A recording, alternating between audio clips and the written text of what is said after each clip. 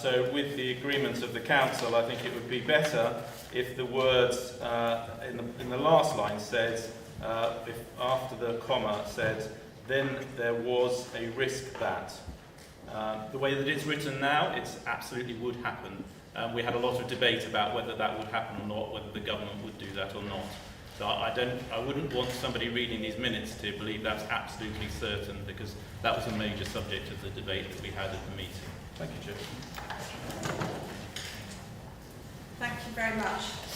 I'd also like to point out that two of the members who were present at the meeting were not recorded as being present. I think Councillor Mark Harris was here and Councillor Mark Annette was here for the annual general meeting, and they've been listed off.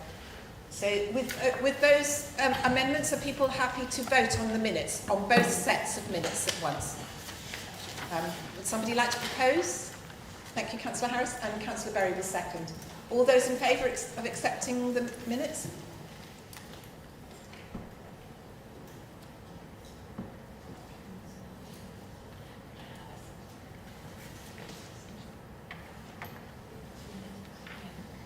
Oh, sorry. Anyone against? And any abstentions? Great. So those minutes are accepted. Now back to where we were before, and can I ask our Chief Executive if he has any announcements? Thank you, Chair. Just one announcement. I'd just like to congratulate the Leader of the Council on his recent appointment to the LGA. As a Senior Officer, the Local Government Association is one of our near and dear partners. They provide a lot of good support to us, along with a lot of other councils nationally, and I'm sure that it will help us no end in terms of being able to access some of that information even more quickly and easily than we normally would. So that's it. Thank you, Chair.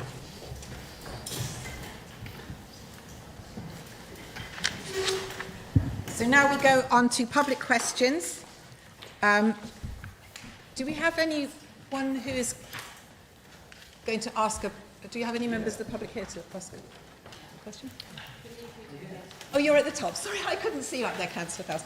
We'll go through to the two written ones that we've received so far.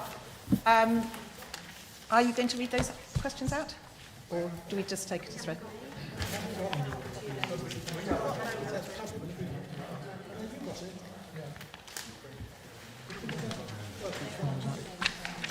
There were two public questions that are written. As we haven't got... Yes. Have they got, I don't know if we've got... Can I suggest if we haven't got them and the only person... Have you got them? I did have them.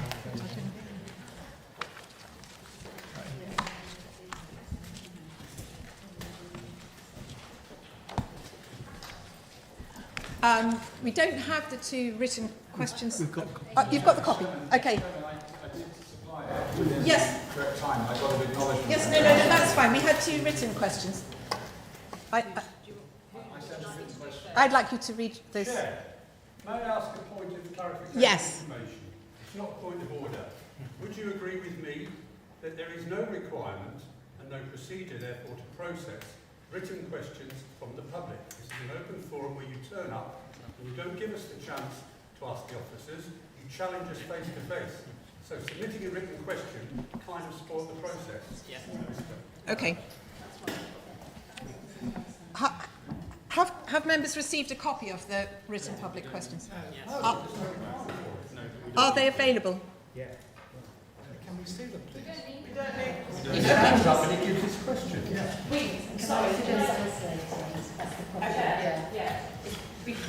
Just to explain, which might be helpful, is we've got some Democratic Services staff who are isolating, and this is why we've got other colleagues from other parts of the business who are helping us at the moment. But I mean, as Councillor Coleman said, if we have the questions in advance, then yes, we can prepare. But the idea, the spirit of it, is that questions are off the hoof, if you like. So I believe the gentleman up on the balcony has his question with him. So perhaps, with the Chair's agreement. Yes. Okay, I'm sorry about that. So the other two public questions that were submitted have received a written answer. And so now I'd like to ask Mr. Fowles. Chairman, can I just say on the point of order, I've got an email here, 1548 yesterday, from Ben Sadler, who didn't tell me he was socially isolating, saying, "Good afternoon, Mr. Fowles. I can confirm that your question has been added to the public questions for tomorrow's full council meeting. I can further confirm that you will have 2 minutes to ask your original question, and then you can ask a supplementary." So I did submit it within the time, but as Councillor Coleman has said, that was not my understanding of the original idea, that members of the public would come here and challenge and answer questions. By the way, I'm delighted to ask my question. Ask your question, ask away. Okay. Could I thank you for socially isolating me, because I'm here on my own. I've never been so socially isolated since COVID started. This question is directed at Councillor Joe Harris, and I can only apologise to Councillor Harris that he hasn't received it before. Would Councillor Harris please confirm the salary levels on a full-year basis from the various positions he now holds in the public sector with the following organisations: Cotswold District Council, Gloucestershire County Council, and most recently the Local Government Association? I fully accept that he might not be able to. I don't quite know why there should be a shameful response to my question. It's a totally legitimate question. Councillor Harris. Well, zero, because councillors aren't paid a salary. As you know, Councillor Fowles, you were a councillor for 16 years. We do receive allowances, and the details of my allowances and all the members of this council and all of the members of other authorities are listed. They're matters of public record. They're listed on the respective websites. We're here at Cotswold District Council. My allowance is just over £20,000 a year. That's 5,000 for the basic allowance, and then a multiplier of 2 or 3? 3. But you already knew that because you were a councillor at this authority. I think, quite frankly, it's a good job that my allowances aren't a salary, because it would cost the relevant authorities a lot more if they had to A, pay me the national living wage for the hours I do, and B, any form of pension contribution. So I think taxpayers are getting pretty good money, pretty good value for money, and they back me because they vote for me. Can I ask my supplementary? Yes, of course. Firstly, Councillor Harris, I'd like to congratulate you as, I hope, the first member of the public on your new role on the LGA, and that is genuine. I do have a high regard for your service to the community, and it's perhaps a sign of your future plans. My point is not to be critical of you or to refer to it as a salary or an allowance. Most of the members here today would agree, I'm sure, that when they entered local government, they had an allowance, and many of you have got full-time jobs. Indeed, that is why you are meeting at 6 o'clock in the evening.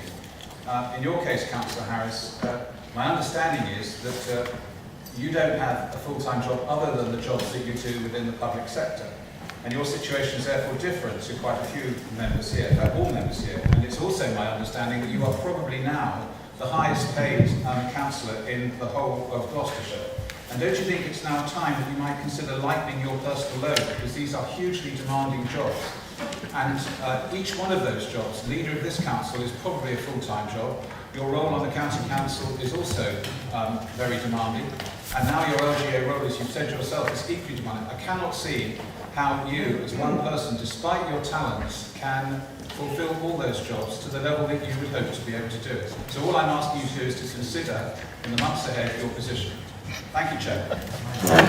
Yeah, well, Mr. Fowles always does this. He sort of compliments me and then sort of twists the knife in. It's really odd. It's really a bit bizarre, David. And it's very heartwarming that you care so much about my my stress levels and my personal welfare. But thank you. I'm perfectly capable of looking after myself. I think the truth is, if I wasn't under the age of 30, you wouldn't be asking these questions. I find it very patronising, and I always have done, your attitude towards me, Councillor Fowles. I think you're not Councillor Fowles anymore because you lost. Sorry about that. I'm sorry. I'm sure the good folks of Amping Cruises are very grateful. Yes, I mean, Councillor Fowles, you've come here. I don't really know what the premise of your answer is. All the answers are on the website, other than to perhaps try and embarrass me. I find you very discourteous, quite frankly, and I don't really know what else you want me to. I don't really know what you want me to say. Yes, I'm well remunerated for the roles that I do. I don't know about this claim of being the highest paid elected person in Gloucestershire. I think the MPs are actually paid more than me. But yeah, I mean, I don't know. So yeah, David, you can always raise these issues with me one to one, but you choose not to. You choose to come to a public meeting. I don't know. Perhaps it is. It's time wasting, isn't it? So on that, I shall sit down because there's no point. Thank you very much, Mr. Fowles, for your questions. And thank you, Councillor Harris, for your response. Now we move on to members' questions. So I've got some more public questions. Oh, sorry, further public question? Yeah, okay, that's the ones you're going to read. Sorry, I'm a poor confused person. Thank you, Chair. Okay, so second question from the public. And this is from a resident of Tetbury, Colin Pearce. Now, Cotswold District Council have admitted their failure to control financial conditions of grant application for Tetbury Leisure Centre throughout the 4.5 years contract. When will CDC dig deep and provide Tetbury with a new leisure centre with swimming pool, as they have done with Bolton on the Water, Chipping Camden and Cirencester? Is that to me? Yes, Councillor. I'm a bit confused because I thought this was an open forum and members just turn up and ask a question, but I've already supplied answers to these in paper, so I'm just a bit confused. So do you want me to answer now, or is it written down? What's the point here? Would it help if I came in here, Chair? Yes, thank you. Yeah, so Mr Pearce Councillor Pearce isn't able to make it today because he too is socially isolating. So I think it would be helpful, Leader, if you could read out the written answers for everybody's benefit. But has he not been sent that? I believe he has been sent that. So he's already got the answers, as has everybody else, because it's been circulated, so we're just wasting time. We haven't got Will you, if you'll be kind enough to read it out? Thank Right. you, Councillor Harris. Right, okay, yes. Well, I guess thank you if you're watching, Colin. Nice to hear from you, and thank you for your question. No, Cotswold District Council is not going to be providing new leisure centres in Fairford or in Tetbury. The future leisure provision is covered at section 5 of the report, and I've got lots to say on that when it comes. That can be considered a bit later on. It refers to the leisure strategy adopted by the Cabinet in March 2021, which contains recommendations for key service and facility interventions, and Cabinet will consider action plans for these recommended interventions in the summer. So a lot of it is reliant on that health and wellbeing strategy, the leisure strategy. A lot of how we're going to deliver future provision will be in those documents. But no, I'm not going to stand here and tell you that we're going to build brand new gleaming leisure centres in Tetbury and Fairford because we just don't have the resource to do that. Thank you. Would you read out the next question? Thank you, Chair. Question 2. Will Cotswold District Council do a full financial investigation as to how £330 of grant money and estimated £100,000 subscription were lost in just 4.5 years, which is on average £90,000 loss per year? SWR Leisure Limited accounts show pension assets. 2016, 3,000 raising to 79,000 in 2018. Why? Service agreement average of £15,000 per year. One would suggest this was paid to the school, but yet the school never seemed to pay for the use of the facility. Will there be any accountability for this loss, as CDC District Councillor Stephen Hurst was also a director of SWR Leisure Limited, who should have clearly understood and followed the grant agreement? Again, thank you for your question. So, when I became the leader, you raised this with me, and we set up a task and finish group, which the Overview and Scrutiny Committee oversaw, and I'm thankful to them. And they found no reason for any further investigation of the grant monies paid. The grant was paid to Sir William Romney Leisure Limited, and it was then wholly used by them in meeting the costs for the delivery of a service to the community. As I said in my previous answer to your question, we've got a big item about this, and it is quite damning. So I'm sure you look forward to hearing that. The liquidator's report dated the 7th of December 2020 and held publicly on Companies House website contains the outcome of the investigation into the company's affairs and states that there aren't any matters that justify further investigation. This provides an independent expert's view of Sir William Romney Leisure Limited and its financial position. Staff previously employed by Cotswold District Council remained as members of the local government pension scheme administered by Gloucestershire County Council, with Sir William Romney Leisure Limited becoming responsible for the employer contribution. The contributions payable by Sir William Romney Leisure Limited across the period of the grant agreement were set on a triennial basis and as determined by an independent actuary appointed by Gloucestershire County Council's pension fund. The local government pension scheme is a funded defined benefit scheme based on full actual valuation. The asset reported reflected the present value of the defined benefit pension obligation at the balance sheet date, less the fair value of Sir William Romney Leisure Limited's share of the plan's assets at the balance sheet date, of which any obligations are to be settled. As a tongue twister. The liquidator's report dated the 7th of December 2020 refers to a £15,000 pension surplus, which the liquidator will report upon in their next report. And as specific to your final point, the evidence provided to the Overview and Scrutiny Committee did not indicate anything other than the grant payment being made for a service provided. Thank you very much. Have you got a third question? Thank you. Okay. Thank you, Chair. The next question is from Tara Gimblett, the Chief Executive Officer of Tetbury Town Council. What are the lessons learned and how can we stop this happening again? Is that to Councillor Joe Harris? Thank you. Okay, keep watching the live feed and all the answers will be revealed. Thank you. And one final question from the same person. What can we do as a town to facilitate a new leisure facility? Well, engage with the district council. That would be my offer. And I know Rob's offered to meet Tara, the clerk, and I know, I'm more than happy to go and meet the mayor of Tetbury. I think in this time of austerity, things have changed. County and district councils cannot deliver all the services that we used to. So what we need to do is empower communities to deliver services themselves. Got good examples all over the place of good town and parish councils that are stepping up, meeting the challenge and delivering for their communities. Cirencester is a very good example of that, taking on a lot of services that the district council used to have, like CCTV. Chippenham Town Council in neighbouring Wiltshire. Yes, it's a unitary area, but they're a really good example of an empowered, forward-thinking and a dynamic town council. So we will work with you to develop leisure. Obviously, I know that you guys in Tetbury have had input into our leisure strategy. We want to help push that forward, and we will work with you to develop leisure in Tetbury over the course of the next few years and the next decade. Thank you very much to all the people who've submitted public questions and to Councillor Harris for responding. We now move on to member questions. So, all members, the details of questions received and the responses have been circulated to members. I think you've got them all there now, have you? And they're available. So all questions and answers will be taken as read, but members are entitled to ask a supplementary question if they wish. So I would like to ask Councillor Tony Berry. He submitted a question to Councillor Joe Harris. Would you like to submit a supplementary? Thank you, Chair. Yes, Councillor Harris, thank you for your response. And I'm glad that my motion will be going to Cabinet in September. You talk about the Clean and Green programme. Yes.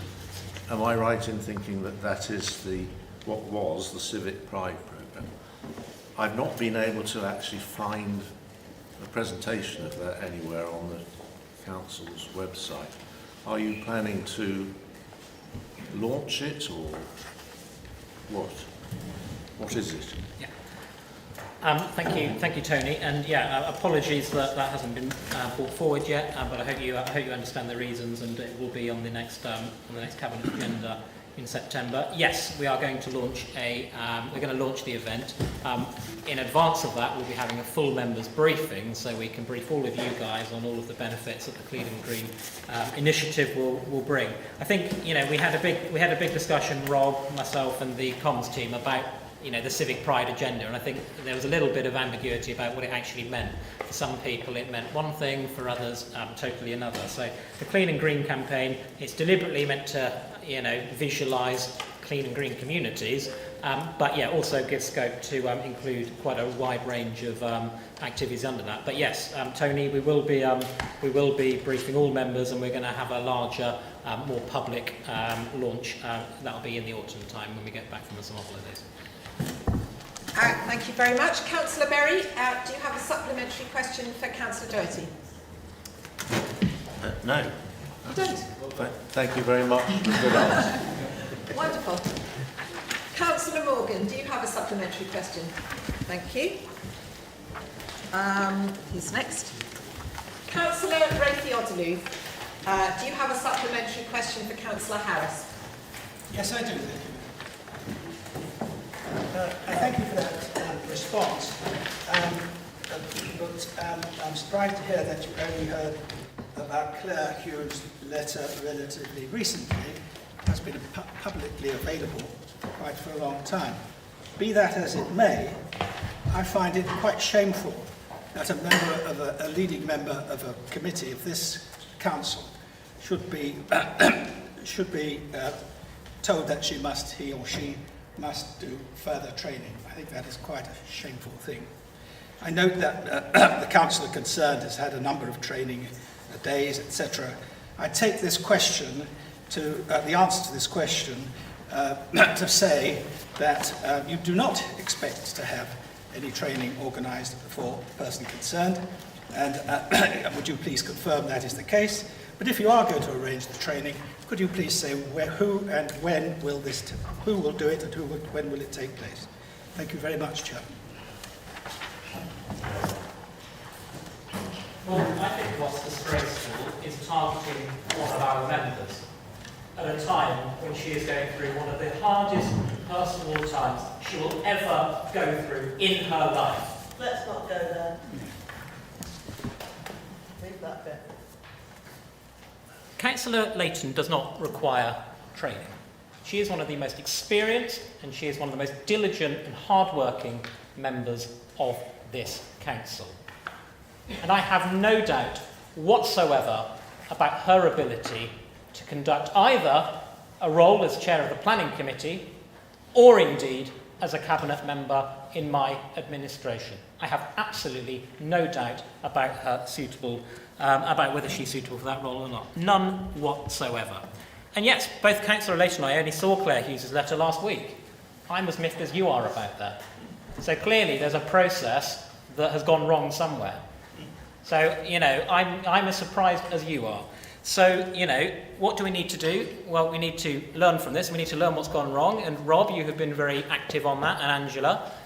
You know, I think it's fair to say that we had a procedure and a policy that, you know, isn't fit for purpose, because it shouldn't be that, you know, a letter of this nature is, you know, first of all put into the public domain and then shared with, you know, goodness knows who else, before either myself as the leader, Juliet as the person who, you know, it pertains to, or indeed the chief executive, the leader of this, the chief executive of this council, has had any opportunity to comment on it. So no, I think I'm in no doubt whatsoever about Juliet's, you know, ability to do this role, and you know, I think we should back her.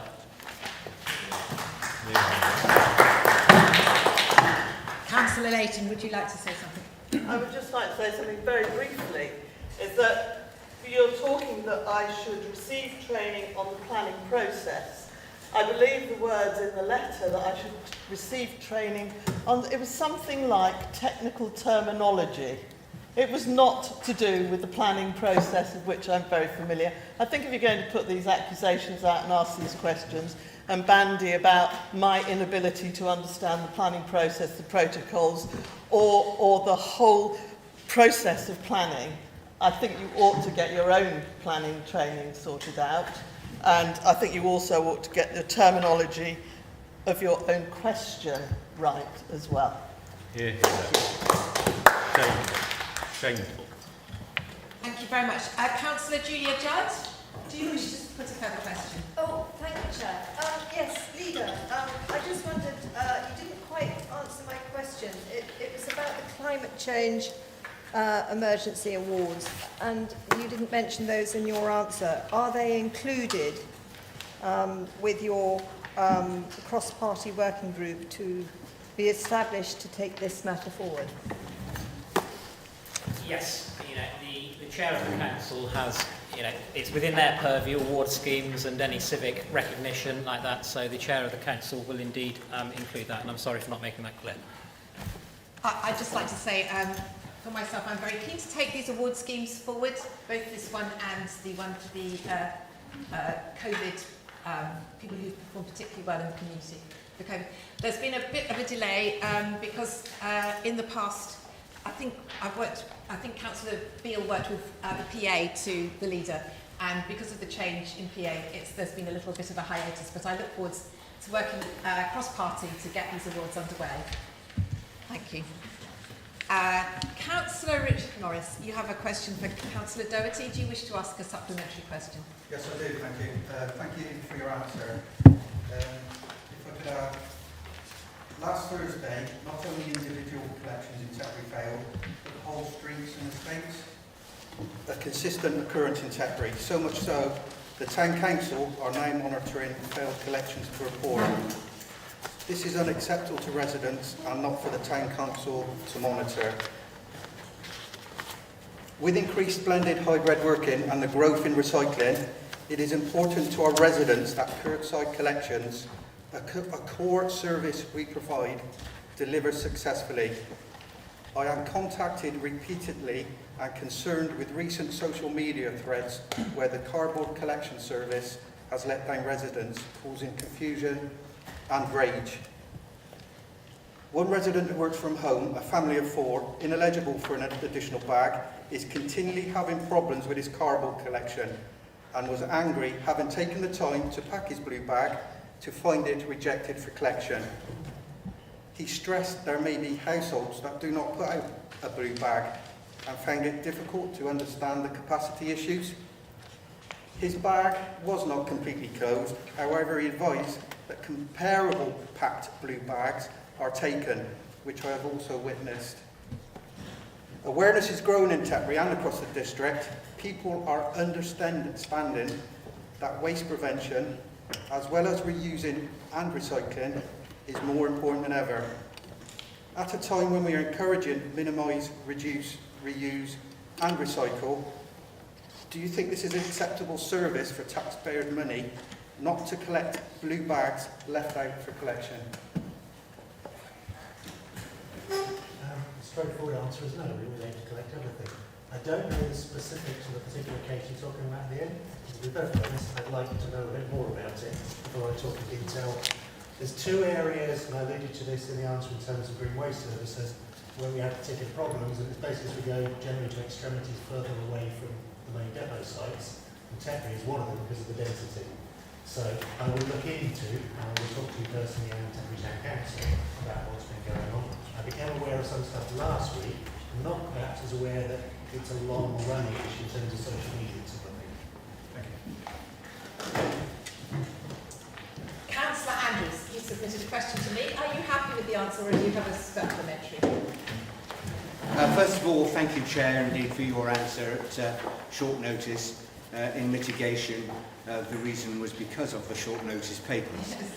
Can I just seek your support for the whole process of papers being distributed in time for members to be submitted to the Constitutional Working Group and, if appropriate, onto the full Council? Because it would seem that certainly the way things are written at the moment, the prospect of an agenda item being published on time and associated papers possibly being only delivered a few moments before the meeting, as would seem possible under the way things are written at the moment, would seem wrong on a number of levels. And perhaps this matter could be looked at, as I say, by the Constitutional Working Group, and I seek your support in that as Chair. Yes, I think that's entirely reasonable that we should discuss this at the Constitution Working Group, of which you and I are both members. So I think that's all right. Thank you very much. Councillor David Cunningham, you have a question for Councillor Doherty. Did you have a supplementary? Oh, you haven't had a reply. So Councillor Doherty, would you like to give your verbal reply? Yes, I was a bit late. I think every cabinet member's ideal would be a blank infinite checkbook with all projects by and large. Alas, I think the problem we've got with this at the minute is if you're looking for assurance there's any amount of money that guarantees it will get delivered before the winter, I don't think we've got that based on the conversations we've had today, and you know where they are in terms of the planning process with the Wellington Front Group. I have already discussed with our lead officers in terms of the funding side the potential for us to make financial contributions towards the work, with a view that that's where Gloucestershire, as the lead flood authority, is probably going to take the lead. So that has already been discussed. The thing I can't do is guarantee that there's any amount of money that can definitively deliver a project before the winter. Councillor Cunningham, would you like to ask a supplementary question? If I could, yes, May. Madam Chair. Thank you very much for that. Clearly, I'm not asking for a blank cheque. That's not really the purpose of it. Can I ask then that at least we go forward as a district council now to the county council with a view to finding out where we think that gap is and to see whether we have the funds to fill the gap that they think they have? Thank you. We can, and in the short answer, I know there's some provisional fund figures already flying about from GCC's lead flood officer, discussed with our flood officer and myself, and so we're looking at the gap. The fundamental problem at the minute is until we have a design and an idea of how we'll do the work with the actual landowner, it's going to be hard to cost it exclusively. But all of the work to attempt to do that is being done, yes. Thank you. Councillor Andrews, would you like, Councillor Doherty will answer your question now.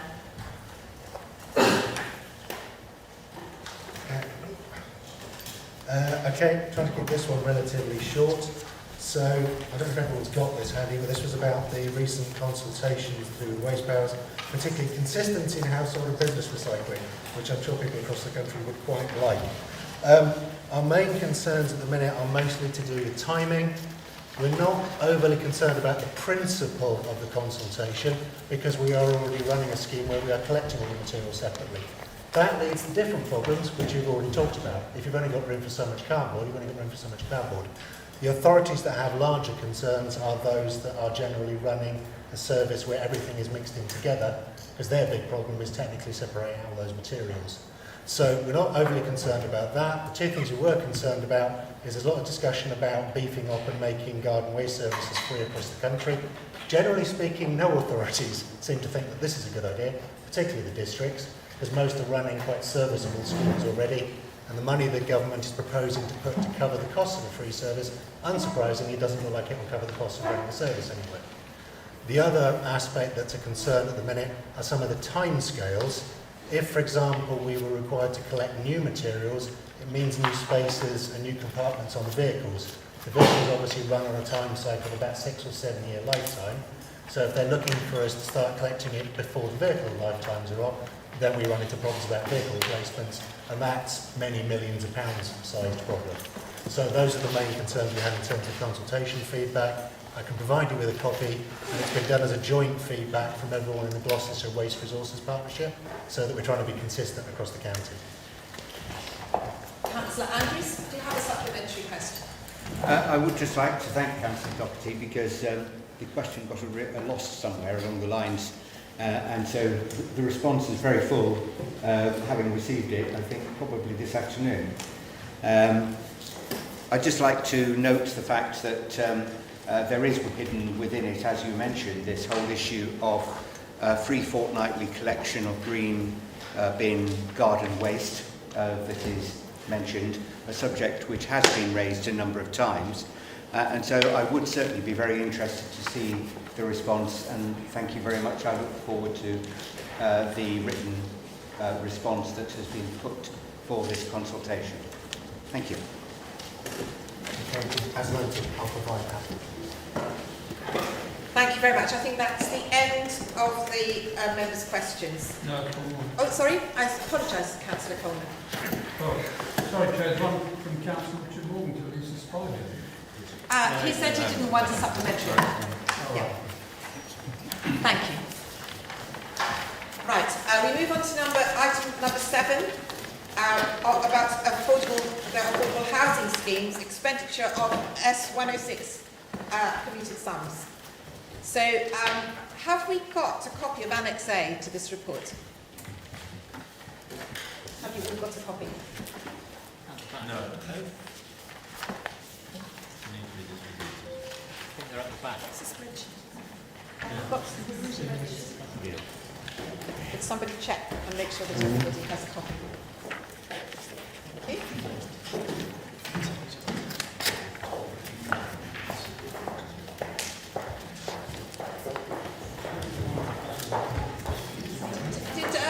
members receive it by email? Yes. Trying to save the trees. Yeah. Trying to save the trees. Yes. Trying to save the trees. Ah, is it in this new pack that we've got? Did you all receive a new pack like this? That was what I requested, Madam, at the beginning. No, we haven't. No. And I haven't got it.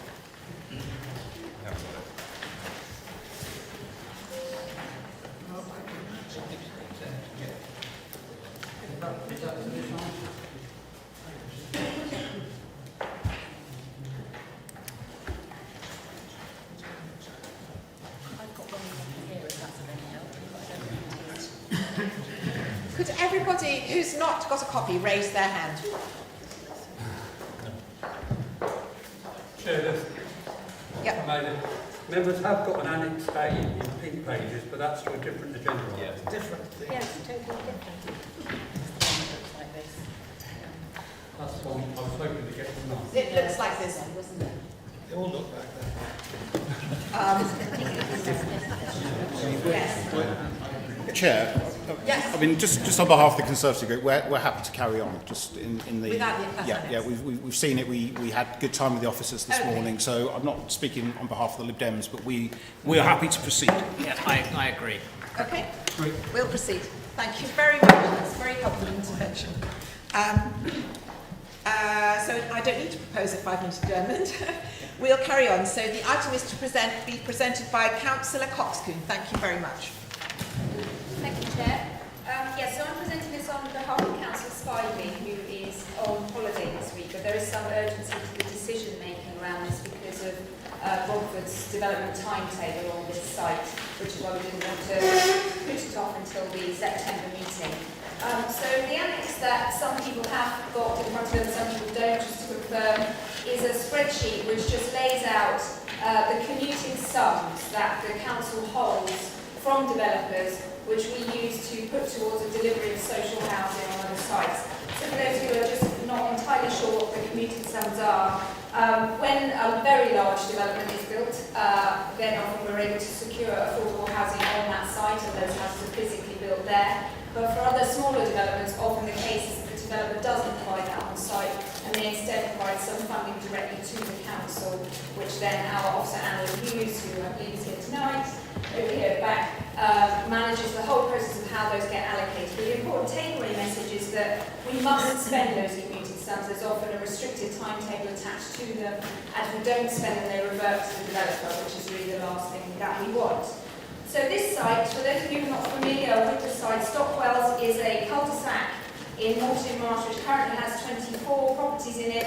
These are Cornish units that were built shortly after the war. Cornish units were built under that emergency legislation and after the war, the emergency temporary housing law, whatever it was, in 1944. Around 200,000 of these kind of fabric concrete slab homes were built. They were supposed to have a working life of 10 to 15 years, and here we all still are with about 50,000 of them left, with people living in the UK. There are, in some cases, ways to retrofit and refurbish them. They have very, very low energy efficiency compared to standard, even regular post-war housing. They also sometimes suffer from those issues around concrete cancer and general decay. In this case, Romford have assessed that the best thing to do with them is to demolish the cul-de-sac and begin again. And in doing so, they have been able to rejig the layout of the street in order to provide for extra homes. So there will be 28 dwellings rather than 24 when the project is finished. And what really Lisa and Alan have been working with Romford on in partnership over the last year is around how do we bring forward a genuinely innovative, very affordable for the residents who will live there development that will really kind of contribute to both our affordable housing corporate priority and our climate priority.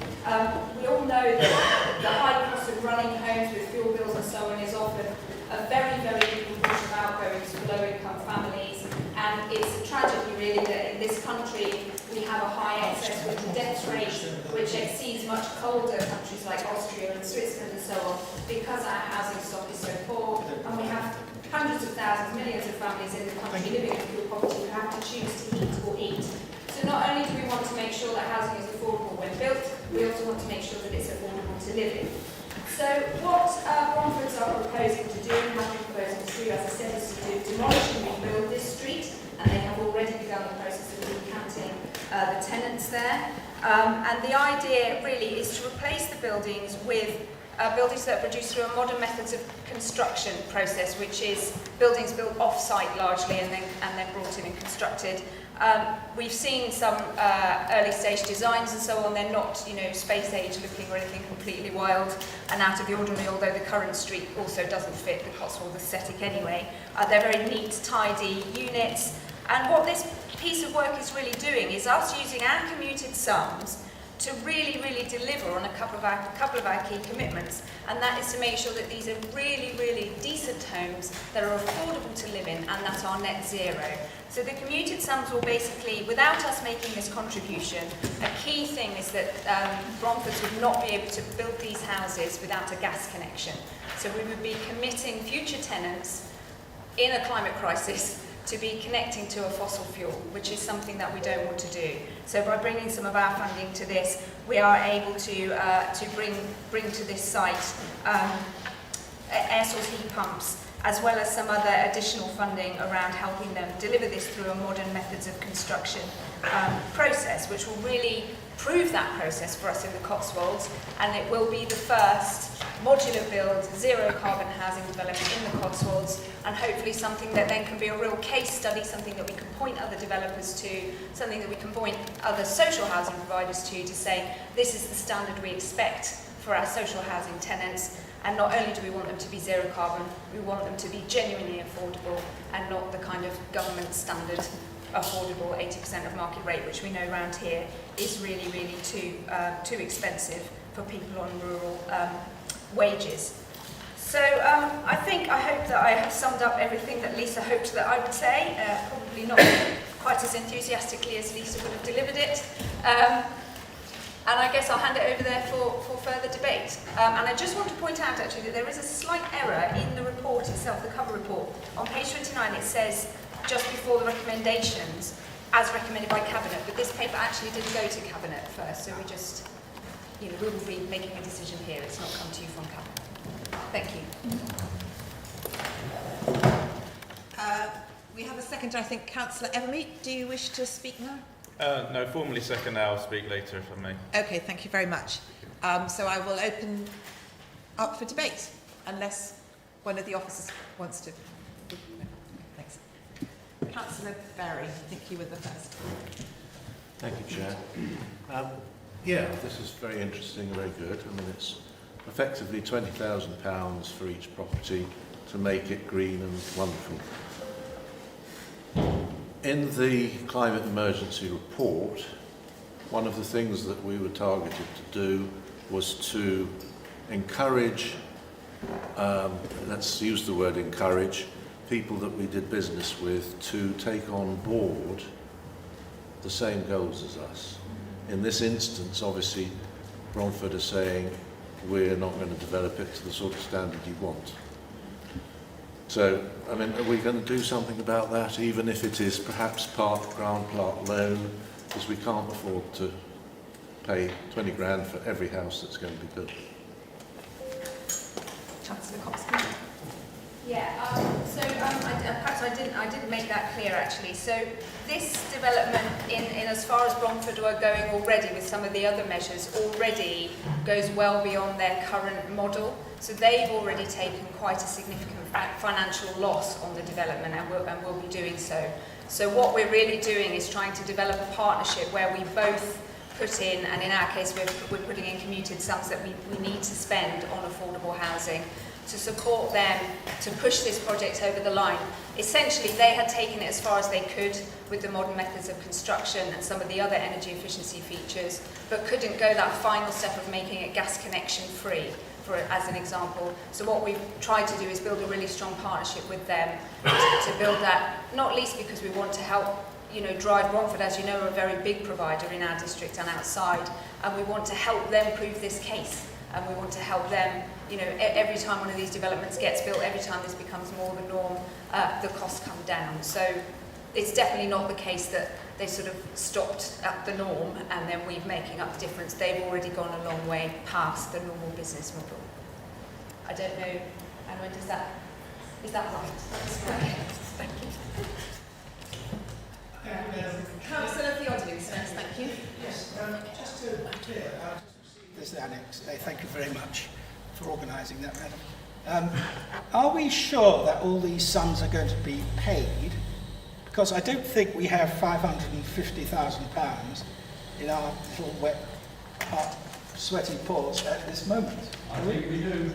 Do we actually have the money, or are we expecting the money? That's the first question. I've got another one. So let's start. Who's not listening? Please move. Jen, thank you. Yes, thank you, Chair. Just to clarify, members, on the spreadsheet which is set out into various categories, so the first category is money which we've actually received and is sitting in our bank account, and that actually amounts to 224,000. Sorry, Jenny, can't hear. I'm sorry, I'll try and predict that. I'll stand up, that may help. So the spreadsheet that is circulated as Annex A actually breaks down the Section 106s into various categories. The first of which are ones which we've actually received and are in our bank account, and those total £224,000. There's a further £320,000 which are actually due to the council and which Anne is actually invoicing for at the moment. So they will be coming through shortly. There is a small shortfall, about £6,000, which we will cash flow, but there are other Section 106 funds that are due to come through, substantial amounts of Section 106. So there will be a small cash flow that we will make up, but they will be coming through as replacement Section 106 in due course. Thank you. And so I take it from that we haven't actually received all this money, despite what I heard from the other side, and that it will, however, be expected to come, and these from sources which are reliable and normally meet their debts as they fall due, and we hope that this will be the case here. That is good news, but for clarity, this 550,000 has got nothing to do with the sums which we're talking about in the later paper on Cotswold. True, that's a separate pocket of money. Now, when you say that the Bromford are losing money on this, that is an interesting concept. Normally, housing associations do not do things that lose money. I think what they probably mean, and you might be able to correct me, is that they lose money up front, but they are in charge of the rents. So over a period of time, they will collect the rents and they will use the rents to make up any deficit. Is that a correct interpretation?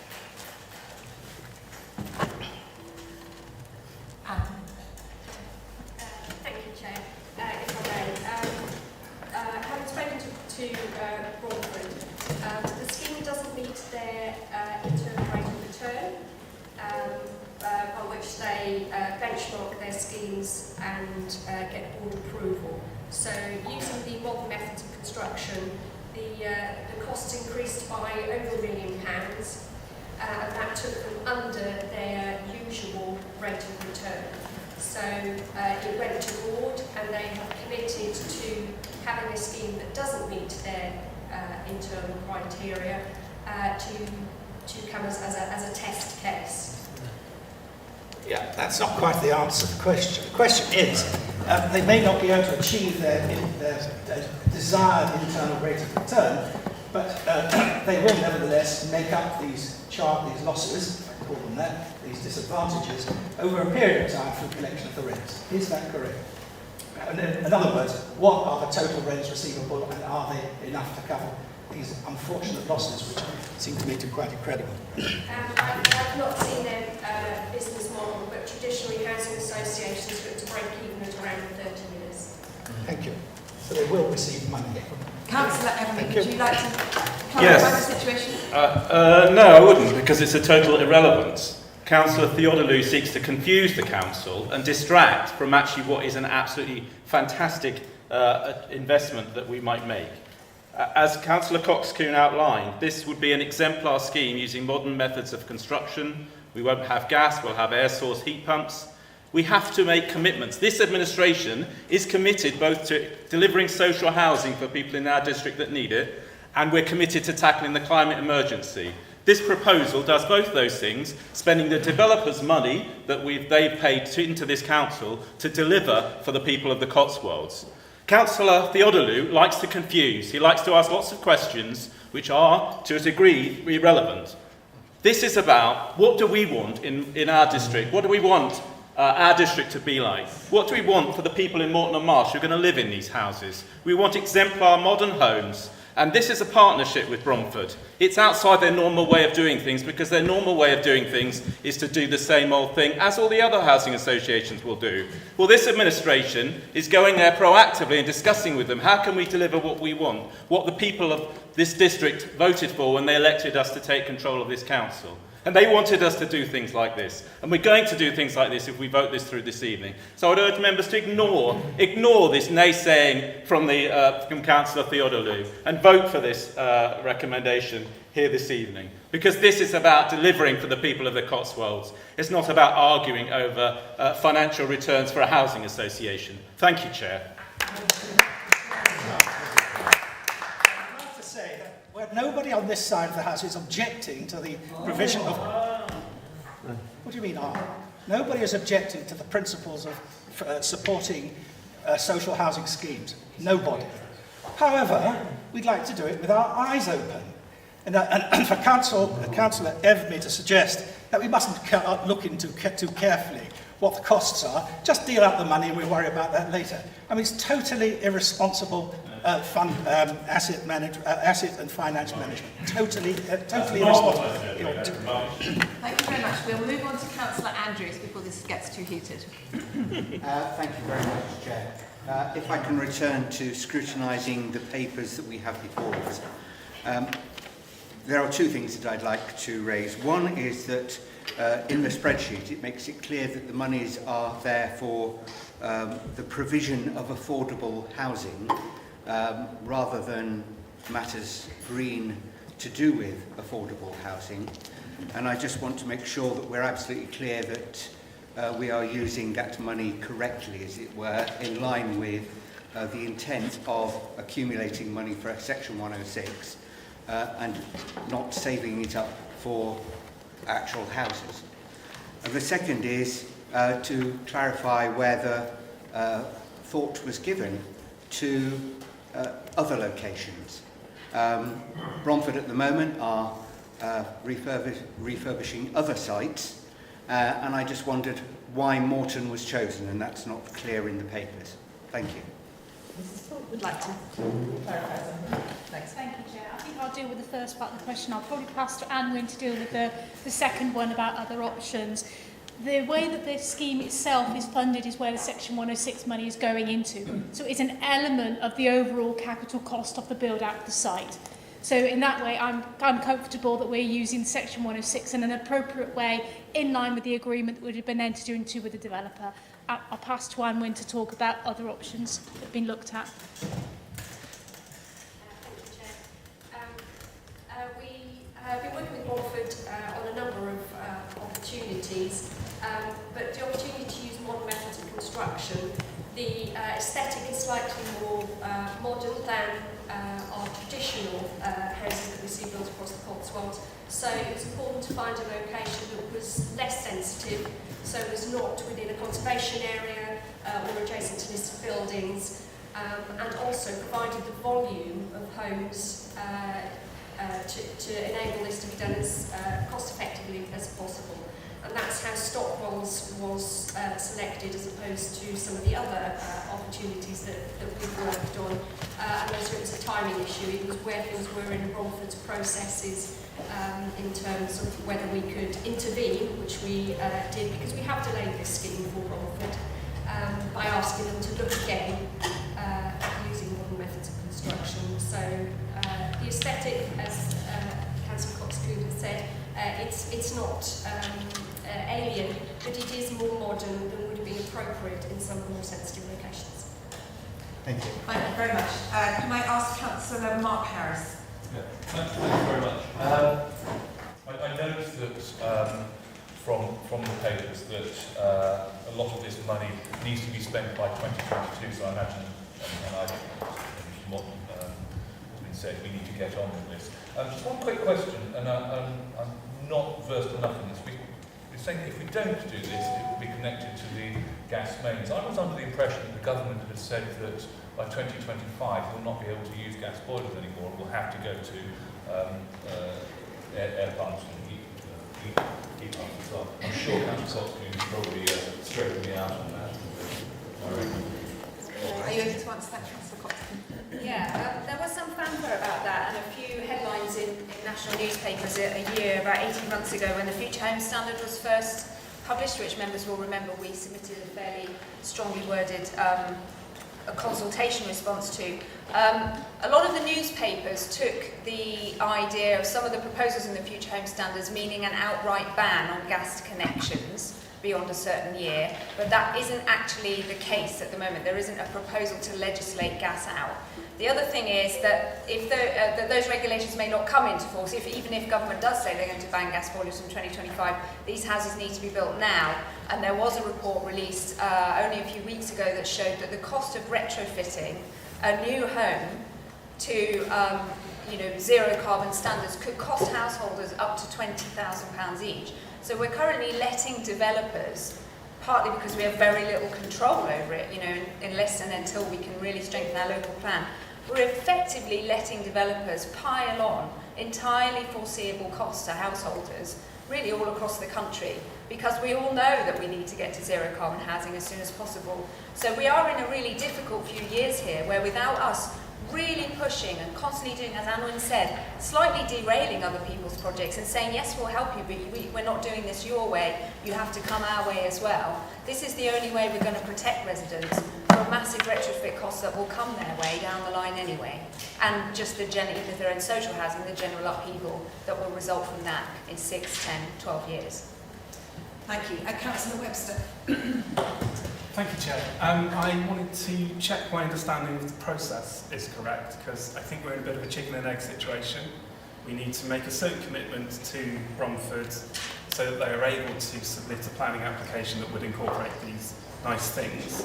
I wanted to check whether members of the planning committee can feel confident supporting this recommendation tonight while reserving their right to look at the application should it come to planning committee afresh and make a determination based purely on planning merits of the planning application. Can we decouple those two decisions? Thank you. Mrs. Holgate, would you like to clarify that? Did you hear the question? I'm sorry. It's a question of whether we can vote this through before, in case it comes to the planning committee. Is this sort of prejudging that we've approved the application? No, it's not prejudging it. This is just part of a general discussion, and as long as members keep an open mind when the application comes before the planning committee, then there will be no question of there being pre-determination at this meeting. Thank you. Does that answer your question, Councillor Webster? Thank you. Good. Councillor Conan. Thank you, Madam Chair. This is a very boring technical question, actually, for Councillor Cotswold. For £20,000, are they going to get 6 or 12 kilowatt ground source heat pumps? Because if not, then we're giving them batteries that they probably won't be able to fill because they're not generating enough from the ground source heat pump. And then they're reliant on electricity from the grid to supplement the fact that they're not on the gas. So for the £20,000, can we make sure they get a decent ground source heat pump that mean they really will be self-sufficient? The modelling that Bromford has done is definitely to maximise the amount that they can, but that they can, the modelling that's been done is that the aim is that they maximise self-use on site, storage from PV, and then back use in the air source heat pump. But I'd have to get the technical report from you to get the full detail. We don't have that full technical information at the moment because they are still working on that and taking it to planning. It is at an early stage, but they have said that they're pushing as far as they can. Okay, can I just follow up on that? I think it's quite key because 550,000 doesn't end up being 750,000 because when they do the sums, they're going to end up people with no gas availability, heating their houses with electricity off the grid. We sort of, we cause our own problems. So I think it's quite important that the £20,000 is spent wisely in terms of delivering what we want them to do. That'd be my only point. Thank you. Thank you. Councillor Harris. Just a very quick point on that. It's better that we spend something and get some way towards greening than we don't do anything at all.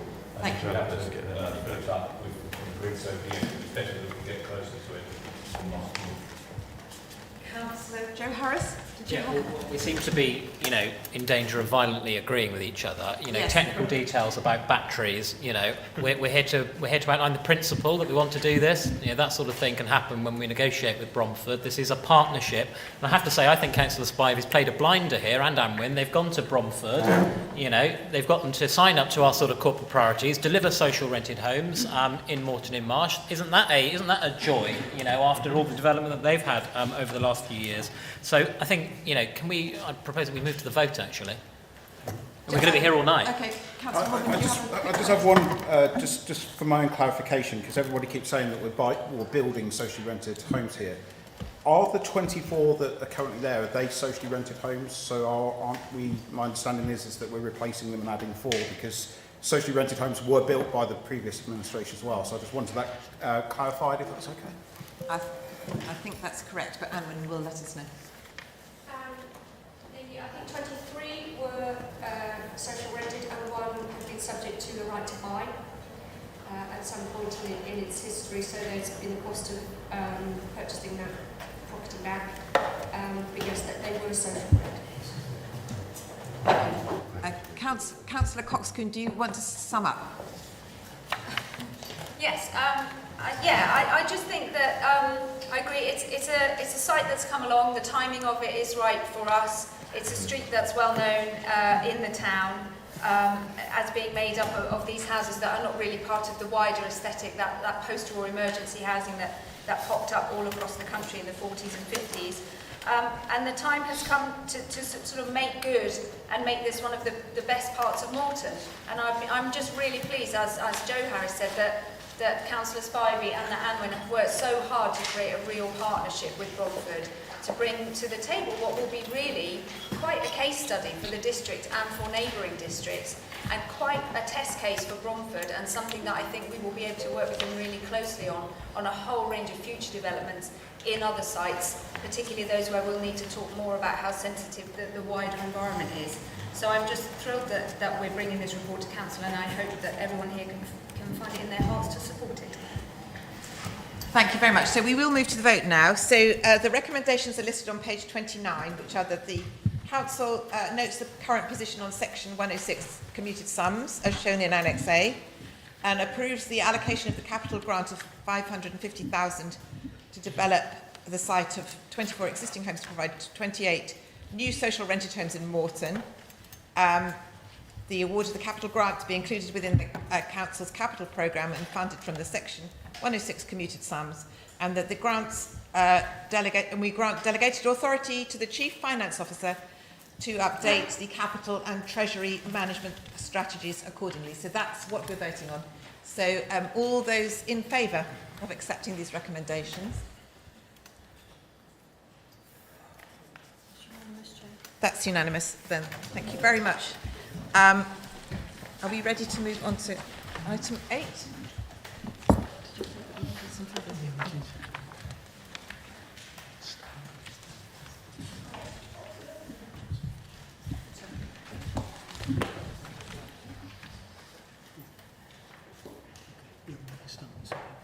Okay, we're going to make a start on item 8, but there are some papers coming. So this is the recommendations from the Overview and Scrutiny Committee and Cabinet. Overview and Scrutiny Committee and Cabinet from the Tetbury and Fairford Leisure Provision Task and Finish Group. Gosh, that's a mouthful. So this is going to be proposed by Councillor Joe Harris. Thank you. And it's with great frustration, regret and anger that I present this report to you all today. I want to start by saying a massive thank you to the members of the working group who pulled this report together. Your hard work has shone a light into one of the darkest corners of decision-making and oversight at this council. The report is comprehensive, and it's fair to say to all of us that it is a lot worse and more damning than any of us could have imagined. It highlights that when the worst failures of decision-making and oversight are coupled with an administration with the poorest of ambitions for our council, then the results for our area are disastrous. The truth is that the leisure centres in Fairford and Tetbury should still be open, and because of this council's failings, they no longer are. When I became leader and appointed Jenny Ford as Cabinet Member for Health and Wellbeing, we were summoned shortly after that to a meeting with officers, where we were informed that both the schools running Fairford and Tetbury leisure centres were unable to continue running these services as they were no longer financially viable. We were stunned, and you can imagine how we felt. A change of political administration, and the first thing the public would see is 2 leisure centres closing, and how the opposition went to town on that. So naturally, we wanted answers. The public in Fairford and Tetbury deserved answers, and we wanted to learn what went wrong so we could ensure that it never happens again. This report does that, and I want to focus on 2 key areas identified. Firstly, the decision-making process at the time. And I think this is the most damning aspect of the report as far as I'm concerned, and it gives us the biggest reason for reflection. Now, I asked members to look at the overview and scrutiny report from that group, and section 3.4 of the task group's report. It highlights a total lack of oversight and scrutiny from the then cabinet members. Rather than holding officers accountable and ensuring they had all the information they needed at the time to make a decision, cabinet members just appeared to wave the decision through. Under paragraph 3.4a, the outline business plans produced by the schools were not appended to the cabinet report, but were noted as background documents available in the then members' room. The fact that all the papers weren't appended to the cabinet report is particularly shocking. I note that some opposition members have been critical that annexes to this meeting have been a few days late to arrive. Well, at least we've got them. Those of you who remember the old members' room recall it was a dusty shell that councillors seldom set foot in. To leave important documents about a major decision on a council service so members could peruse at leisure would be laughable if the consequences weren't so tragic. Under section B, no quantitative or qualitative analysis was presented to provide assurance on the viability or otherwise of the proposals. This is truly shocking. A decision of this magnitude on a high-profile and key public service provided by this council where no background information was provided. Can you imagine the uproar there would be now from some members of this council if the administration tried to decide on a major council service with no background information or due diligence? There would rightly be outrage. In section C, no assessment as to the likelihood of the schools successfully bidding for capital funding from the Education Funding Agency was provided. Transferring leisure centres to schools, while not unheard of, isn't that common. Surely this council should have done some work to assess what transferring leisure services out of our control could mean for the long-term viability of the services. Schools were in a financial crisis back in 2012 as well as now. To not do this either shows that the then cabinet didn't care or that they just wanted it off their desk. And before I come to point D, I want to go to 3.5 of the report.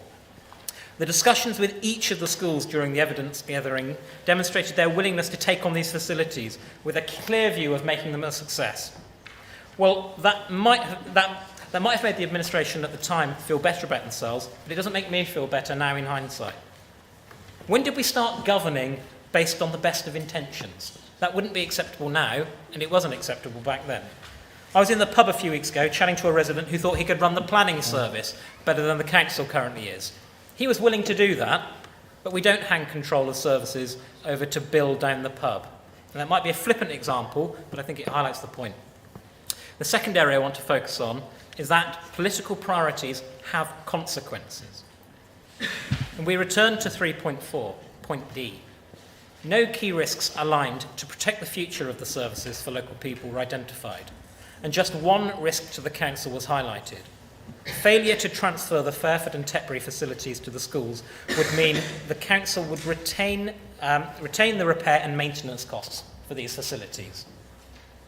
We know that the previous administration trumpeted its commitment to be the most efficient council in the country. Unfortunately, though, point D highlights perfectly the issue with that ambition. Because when the obsession is efficiency at all costs, when you know the cost of everything and the value of nothing, this is one of the results. 2 communities in 2 of our major settlements without leisure centres. So as we look forward, we need to accept the mistakes that were made then and learn from them. We need to move forward. I want to apologise on behalf of this council to the people of Tetbury and Fairford and the other individual users of the centres who had their access to these facilities withdrawn by the owners of the centres in 2019. I believe, and I hope that the council will endorse this view, that the decision taken by the Cabinet in 2012 led to the schools having no option but to close the centres, since the sustainability of the new business model for the centres was not properly tested by this council. I therefore would like to present the following resolution, which officers have. Council thanks the officers and members who worked together in the Tetbury and Fairford Leisure Provision Task and Finish Group for their work investigating and considering the events that led up to the closure of the leisure centres in Tetbury and Fairford. Council supports the recommendations from the group listed in paragraph 2.1 and asks officers to ensure that processes are in place to follow them.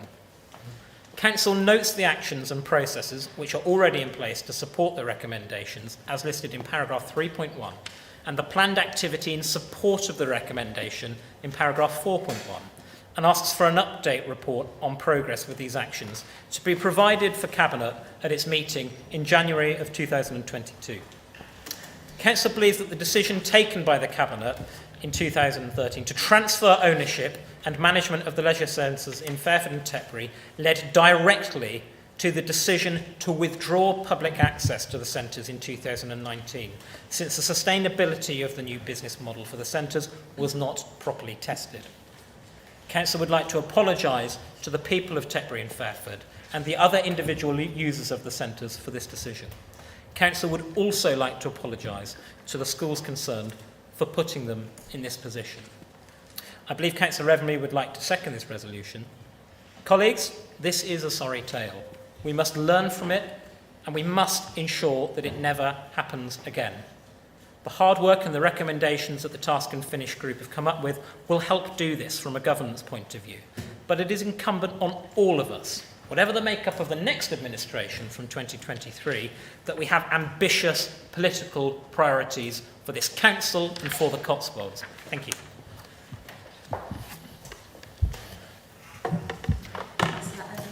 Yeah, just seconding the Councillor Harris's resolution. I don't understand we do have paper copies of that available, which I hope will be distributed to all members. And I reserve my right to speak later in this discussion. Thank you.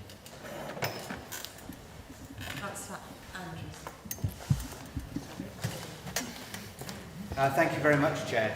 I must admit I haven't quite got a copy of the proposed document, although I tried to follow what was said in terms of the report.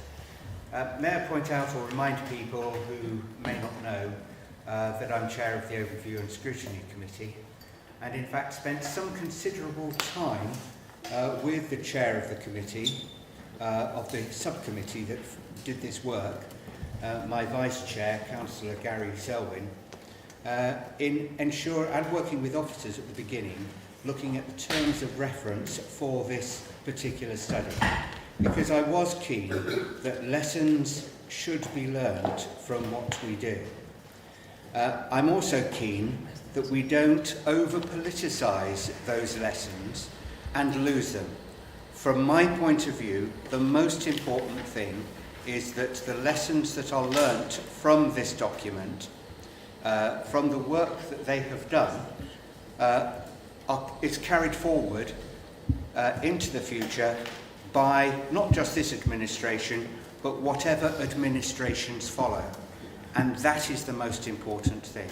If we lose those recommendations in rhetoric about who did what when and whose fault it is, we're liable to forget some of the key lessons about risk transfer, the way in which assessments should be made, the fact that we should be looking at social value and bringing those things in.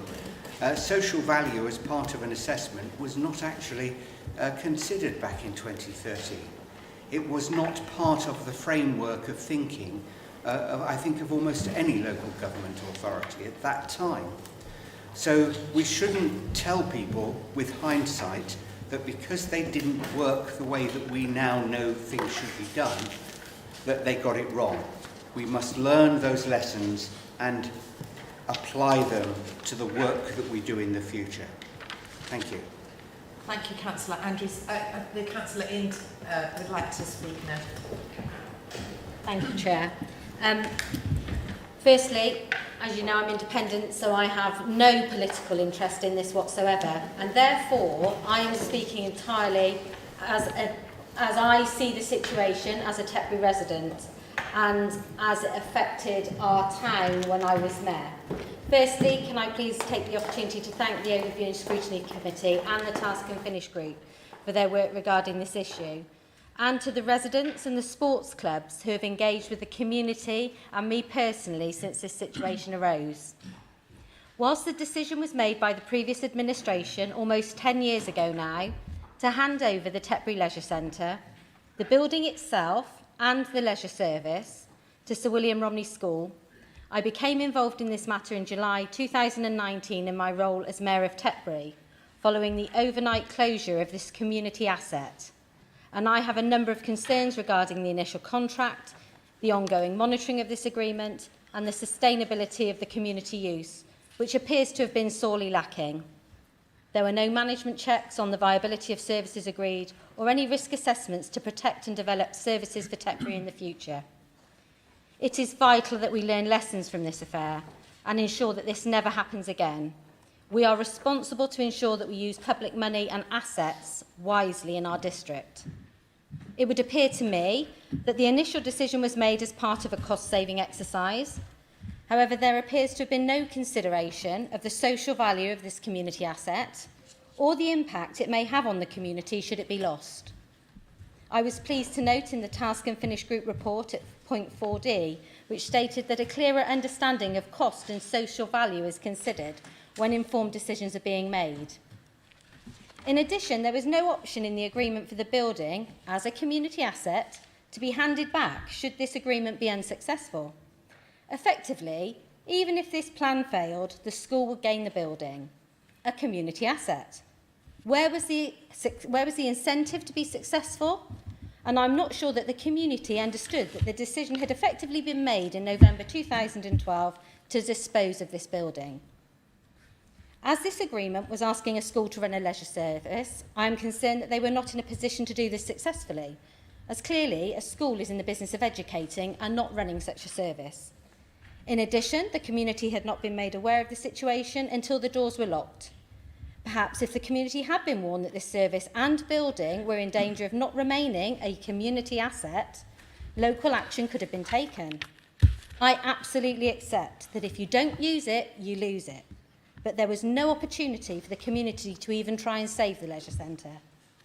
Whilst I understood that the school provided information as requested by the District Council, I do not believe that the right questions were being asked and not enough probing was taking place, or even that the chance of a loss of service was considered. And if it was considered, it didn't appear to be a concern to anyone. If the District Council knew the service was not going to be sustainable, they must have known after the first couple of years. If they were reviewing the annual report and asking the right questions, why did they not consult with the town council, local sports groups, schools, residents and parents who use the holiday club? Or was the easier option to just get rid of the building, saving on the repairs and renewals costs during the 6 years and then disposing at the end of the term? I'm here tonight in my position as District Councillor. However, as a resident of Tetbury, previous user of the leisure centre and a town councillor, I am really concerned that an asset of community value, which is the very first listing in the Tetbury and Tetbury Upton Neighbourhood Plan, Policy 5, and I quote, protecting identified community facilities and assets of community value.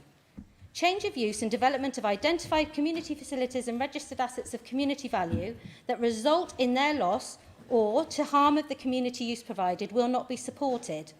Loss of an identified community facility and asset of community value will be resisted unless it can be clearly demonstrated that the asset is no longer financially viable or considered necessary, or of value to the community, or a suitable replacement can be provided elsewhere. Any replacement provision should meet or exceed the existing benefit of the community to the community of the current facility, especially with regard to safety and accessibility. Clearly, the school demonstrated that this asset was no longer financially viable to CDC. However, no consideration appears to have been given by the District Council between 2013 and 2019 to the value placed upon this building and this service in the neighbourhood plan, the effect on the community should this asset of community value be lost, and no engagement with the Town Council or residents took place. There was no option for the second largest town in the district to try and save this service. We just found the doors locked one morning, staff losing their jobs, local residents losing money, having prepaid for classes and gym memberships. I know that the gym has closed permanently at Sir William Romney's and the sports hall is now available for rent in evenings and weekends. I believe that most classes and sports clubs have now found alternative venues throughout the town and surrounding area, although some clubs were severely affected by the sudden closure. Tetbury currently has 2 private gyms, and I'm looking forward to working with my District Council colleagues following the review of the District Leisure Strategy, which has identified that in Tetbury there is a need for more community space or improved partnership working to open community space for physical activity.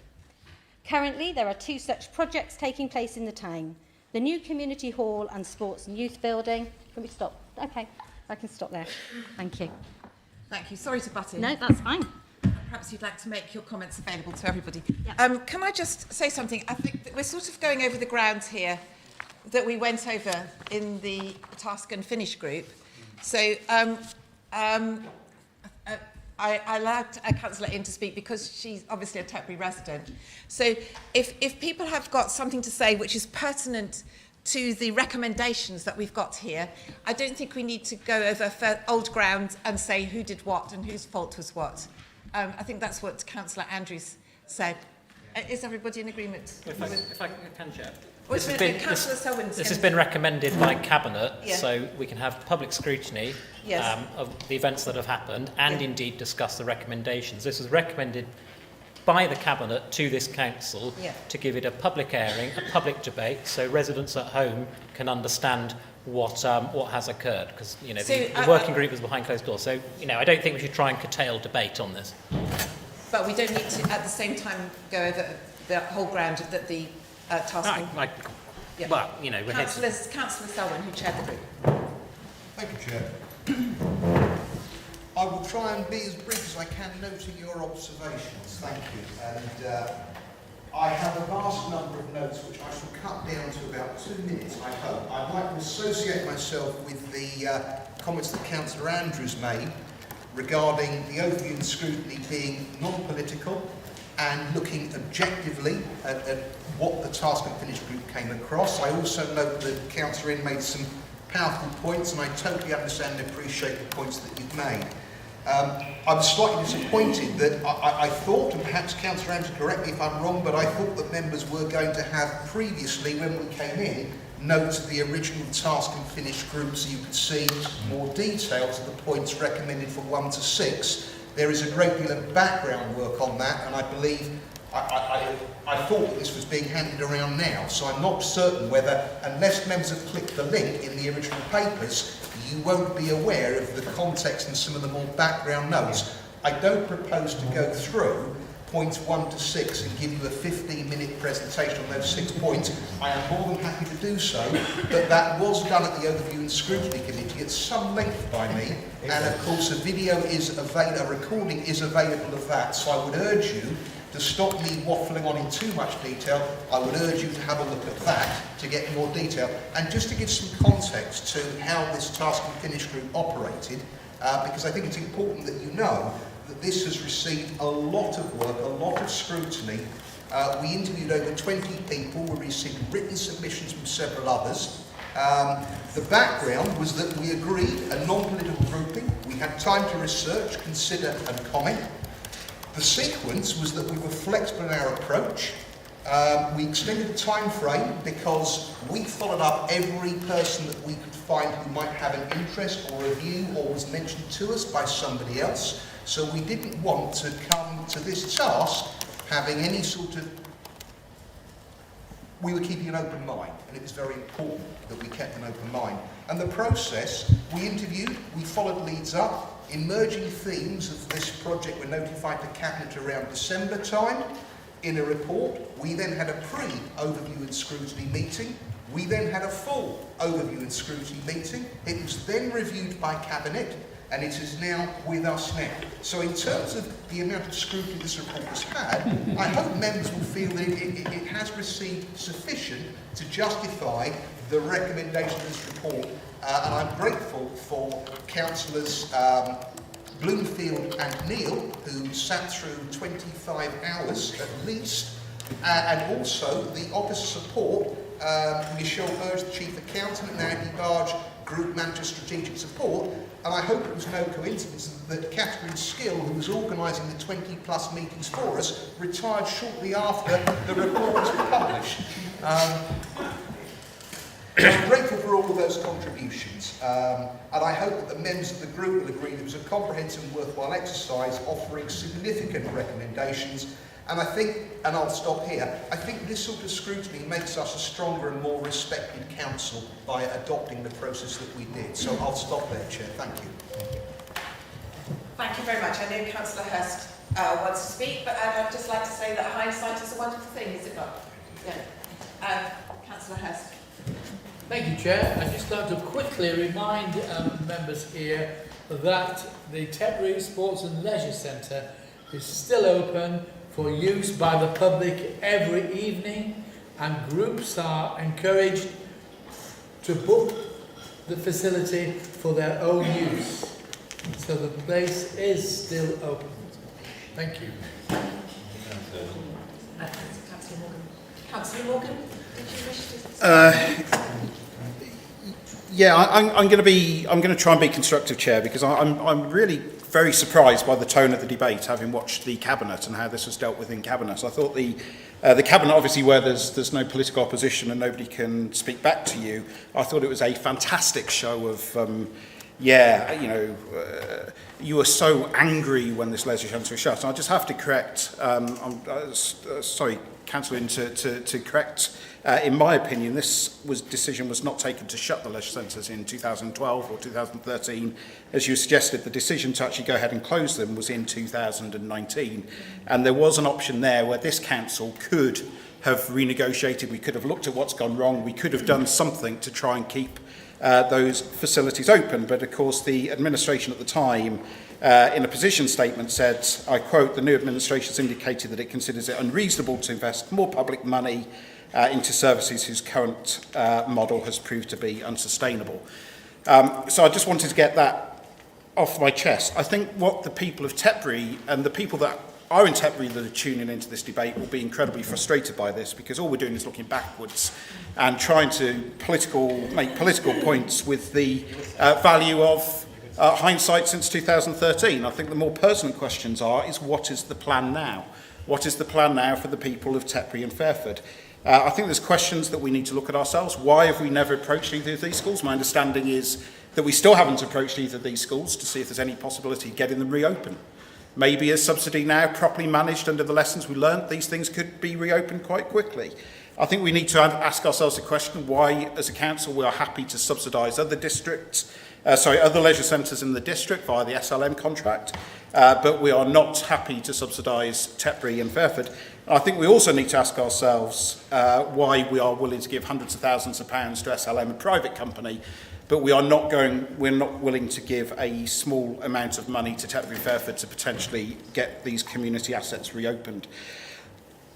The one thing that really frustrated me, Chair, about the Cabinet was the way that the motion that I put forward, I think in the September Council meeting, to provide a small amount of money, I think it was £10,000, to help convert these assets from a leisure centre with staff to a community asset, and that was rejected, and it was brought back again up in the council meeting as, God, I'm glad we didn't do that, throwing more money after bad. Well, as Stephen Hurst said, Chair, if you'll forgive me, I am a Tetbury resident. 2 Wednesdays ago, I actually played five-a-side football at Tetbury Leisure Centre. 9 finely tuned athletes, Chair and myself, who was there to make up the numbers. But can I just indicate to Councillor Harris and Councillor Evermy and to everyone the situation that's currently going on there? Because as Councillor Hurst said, it is open, but let me just explain the process to you. So we get there, we spend 5 minutes outside trying to get through the door, somebody's on the text to Dave, finally the code comes through, we get the door. All things that we could have improved the process for £10,000.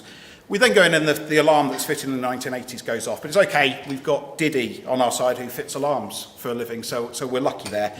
It's really at this point that the proper problem started, and that's the first major problem we had was turning the lights on.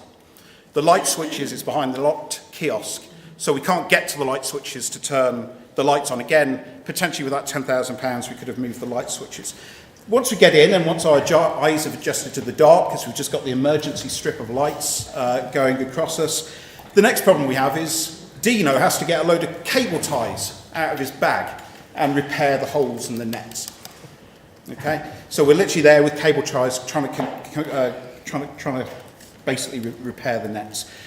As we're playing, the first goal goes in. We've got no idea whether it's hit the back of the net or gone through the side netting. But 2 things are going through my mind. Hey, at least we're better than Fairford. This is better than Fairford. Playing in these conditions is better than this council is currently offering to the people of Fairford.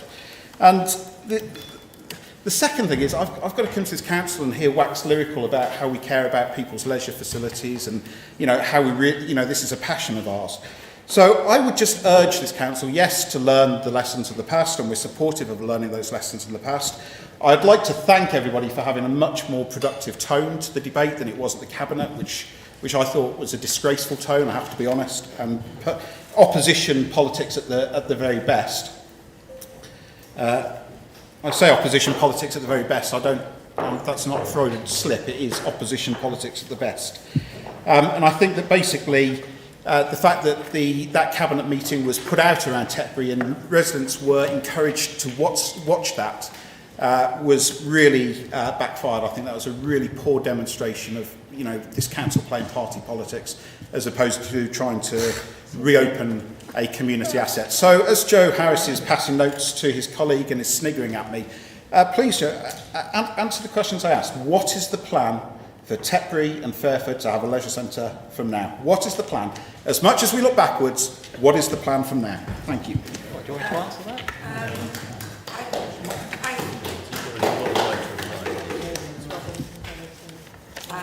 We've got several other people wanting to speak, so I will ask Councillor Harris to speak later, and he can address all the points raised. Could I just ask you to be brief? I think I'll let Councillor Morgan have a minute or 2 extra, and we'll just try and... Councillor Ind is going to alert you when you've spoken for 3 minutes, and we'll be expecting you to wind up by then. Councillor Theodolin. Pithy as ever, please. Thank you, Madam. Yes, I don't propose to speak for 3 minutes. The fact of the matter is that Fairford Leisure Centre is open, as in much the same way as the Tetbury facility is. What has been stopped is the public participation through that was enjoyed before. And I have no doubt in my own mind that the model that was proposed in the early days is a broken model. It just didn't work, and it didn't work because it relied too much on the school and so forth. But that being said, who can look back with hindsight and say they never made a mistake? I mean, I look at the other side and I can't see many like that, but perhaps they know better. But the fact is that when things don't work, you don't throw up your hands and shout at other people. You try, if they are worth having, you try to put forward a scheme that would work. But I would suggest that before we start going into properties which are owned and operated by schools, that we should carefully do our research and find out how many people actually want to go there at the times which would be available because the schools restrict, and ensure that our research is, that whatever we do is based on the community need. And there's no doubt also in my mind that we expected in Fairford for the number of people in that facility, the leisure facility, to grow, but there was no effort made by anybody to promote it. And I can understand that too. Schools don't promote things, commercial ventures, but there was no attempt to do that by anybody else. So there were failings undoubtedly. The model is what worked. We have to move forward. What is it that we should be providing in these centres, and at what cost to this council, and who is going to run them when we have decided what we want to do with them. So thank you, Madam. Thank you, Councillor Gildew. I think you probably hit the nail on the head there. And Councillor Robbins, sorry, you've been waiting a while. Thanks very much, yes, at last. Can I present a slightly different perspective, having worked in many schools and many colleges over the years? Some of the schools had leisure centres which were run in conjunction with the local community, some didn't. Some tried to do it and failed. One school I worked in, where a head was very committed to community and adult education, was thoroughly frustrated, as Councillor Morgan perfectly illustrated this evening, by the caretaker and the bursar, so that the adults always got a really raw deal. They were kept waiting, they were shuffled out even before they were due to go, and it was a miserable experience. Looking ahead, the lesson surely is that if we're to become involved in any kind of partnership to run recreational, sporting, leisure education ourselves, we need to engage with organisations that are actually committed to adult and community education. And if you look at schools, 11 to 16 schools and 11 to 19 schools do not have that part of their brief. They are not required to do so. It's not part of their statutory function. And those are the things that they will concentrate on. There have been examples. I could quote the community colleges in Cambridgeshire, which were set up in the 1930s, and they were actually committed to education from 14 to 140. And they had adults on their boards which made sure that the interests of adults and the community were properly taken care of. So if we do that sort of thing in the future, we have to be very careful whom we're dealing with to make sure that as a trust, as a college, as some other organisation, they are clearly committed to adult and community education. One final point is, it seems to have been not noticed by the council at that time, nor indeed by the schools, that funding for adult recreational education 10 years ago was cut to the bone. In fact, it disappeared. And they hadn't identified that as a cause as to why people weren't interested. So I'm not necessarily blaming the schools. I don't think most of them are fit to run these institutions, but they won't help by the funding regime of austerity. Thanks. Thank you very much. I think we're all agreeing on some of the lessons that need to be learnt. And I'd like to call Councillor Doherty, you want to speak. Thank you, Chair. Just succinctly, to agree with many of the points, if I'm speaking on behalf of people in Fairford, as per someone who lives there, and as someone who uses the facilities, and who's been a parent at the school, so seeing both sides of that, many of those points were exactly the same. There were some slight advantages in terms of the process. I had a bit more time to run in Fairford, so there was an opportunity for people to try and get involved with saving it. But what was obvious is we'd run out of room with the school model. So it's obvious to me the school model is what shouldn't have happened. It was also quite difficult at the time, I think, for those of us who are in those areas to chuck rocks at the schools. Because as a parent of children at the school, it's vitally important to well over 1,000 pupils, to thousands of families, and I know from involvement with the school all the pressure they were under. So unusually I found myself agreeing with many of the points made by Councillor Gildew about what could and couldn't work about that and where they were. The thing I would like to ask just more generally, coming from a Fairfield perspective, is there was a lot of excellent work done. Councillor Andrews and I were both involved in some of the meetings with groups in Fairfield before we could no longer meet, in terms of trying to find models for things that worked, particularly focusing on gym provision, because the model in Fairfield is very similar to that described for Tetbury.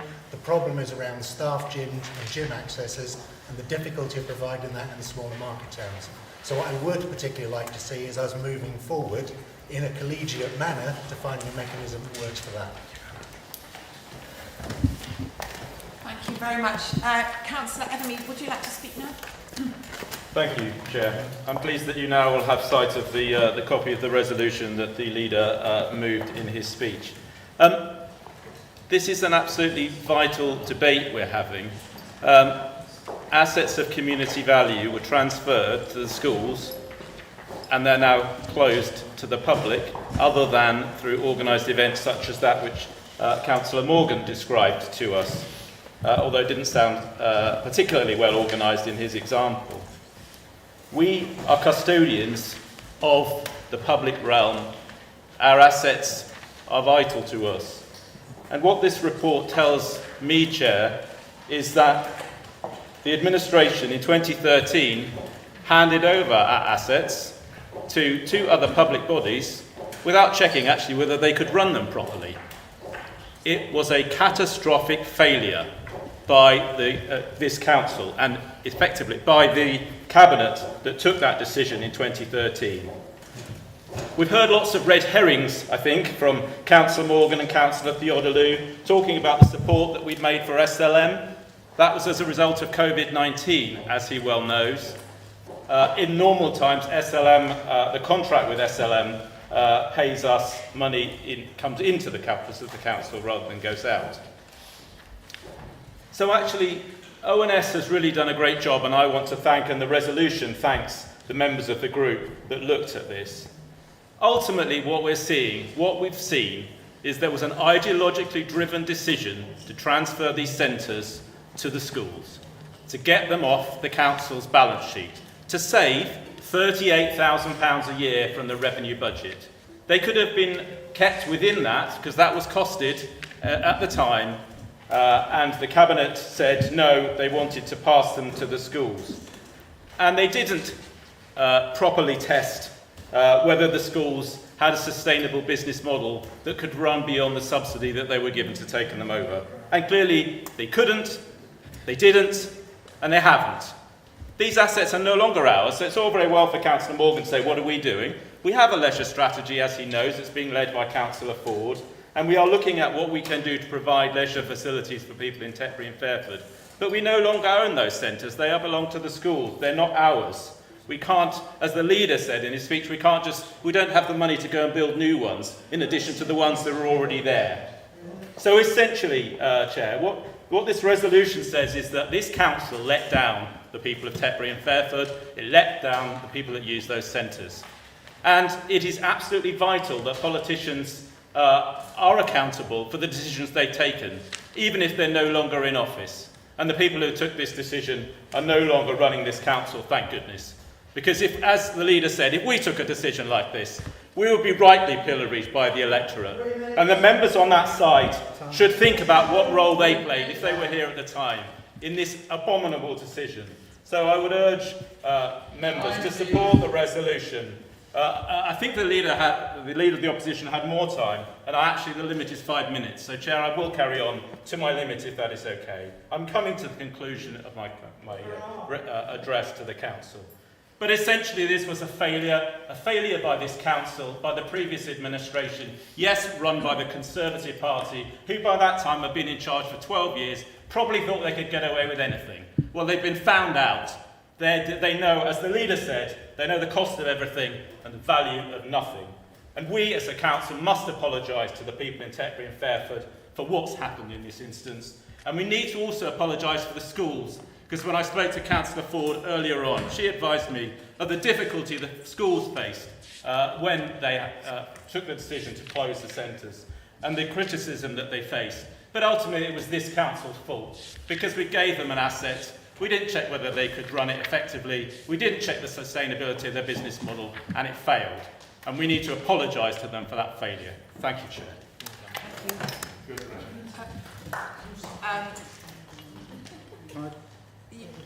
Just briefly, because you've spoken already. Just ever so briefly, I just need to correct something, because I'm obviously in a situation where we're debating a decision, I think 5 years before I joined the council. Yes. So I had to get the historic minutes of the cabinet out to ascertain this. My understanding is, just for clarity here, the preference was to give the leisure centres to the schools. It was then decided, well, what if the schools back out at the last minute?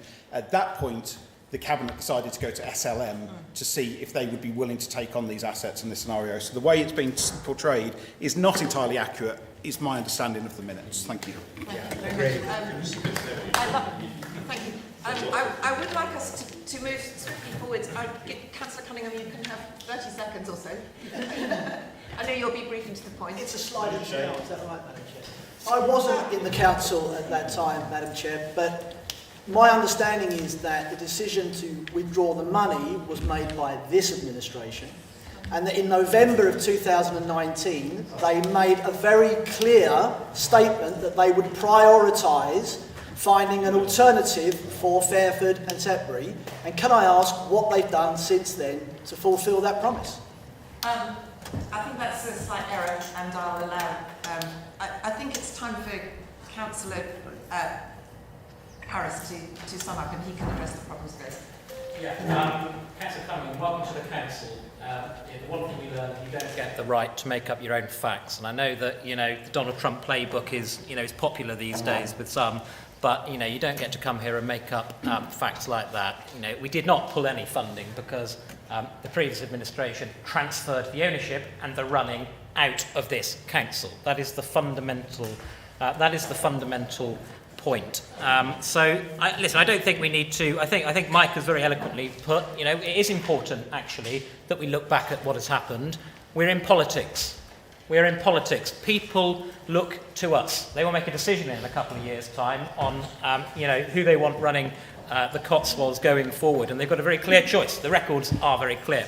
And I answer the question, what are we doing on leisure? Well, we've spent a considerable amount of money developing and investing in a health, wellbeing and leisure strategy for the Cotswolds so we can inform decision making in the future. And I appreciate that is a slower process than we would have liked, but if you guys had started the work in the previous administration, it wouldn't be taking so long. We've come in, we've got an agenda, we've got a plan to try and improve health and well-being in the Cotswolds. So, Chair, let's not prolong. Let's move to the vote. And thank you for your point of order, Chair. Yes, you may address it to Mrs. Claridge. Can we just move to the vote on the original resolution, please? Yes. So rather than the... No, there's not an original resolution. There's a recommendation. There's a recommendation. No, but it's not been moved. It hasn't been moved. moved. This resolution has been moved and seconded. Okay. So how are we going to do this? We should vote on the resolution. Thank you. And then do we vote afterwards on the recommendations? No, they're included within. They're included in the resolution. Okay. So we're going to vote. So it's just one vote. Can I clarify that? Just one vote. So The one resolution. vote, on the resolution, and the resolution includes the intention to accept the recommendations in the paper.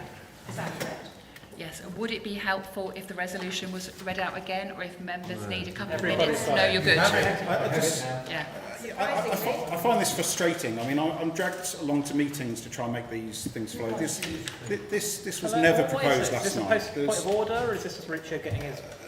I'm sorry, we were here we were brought here to vote on recommendations, and at the last minute you've just thrown this out. So listen, for the interest of speed, let's just get on with it. Thank goodness for that. We'll discuss that perhaps at another occasion. Yes, thank you. Yeah. Okay, so the resolution, as Councillor Morgan has said, has just been distributed to us. So have you all had a chance to read it? So you all know what it contains. Okay, so there are some extra bits in addition to what's proposed as the recommendations in the paper. So we're voting on the proposed resolution on your grey sheet that you've just received. So all those in favour. Sorry, I'm just a bit confused. So we've got the paper with recommendations, which yes, not been moved. They're not that one because we didn't have that before the debate started. Yes, we did. We agreed at the group meeting last week. That's okay. That's okay. Then Would it be helpful? Yes. Sorry. Amy is going to clarify. We'll all be quiet while Amy clarifies. Thank you very much. Thank you. So Councillor Harris proposed the amended recommendation which you have now received, and that was seconded. So that will be the resolution that you are voting on now. So we not fall back to the original recommendation. I'm just confused because we got it during the debate. Yeah. It does actually say on this page that the council notices the actions and processes already in place in support of the recommendations. So there we go. So I'm going to give you... Can I point of order? Can I apologise that we got it during the debate? There were difficulties in getting it printed and getting it. I was hoping that it would be with all members at when Joe stood up. So that's the apology, but that was a process issue with getting it printed. Okay. So has everybody had enough time to look at it? To decide which way they're going to vote? All right. So all those in favour, raise your hand.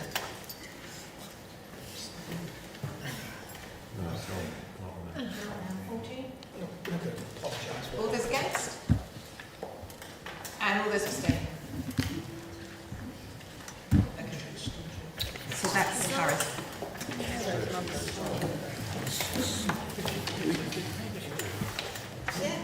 Chair, can I just say one last thing on that? Here we go again. It's like we came here to agree to the recommendations of the original paper, and we're disappointed by this. So if I can just have that noted in the minutes. We'll discuss that outside of this meeting, Councillor.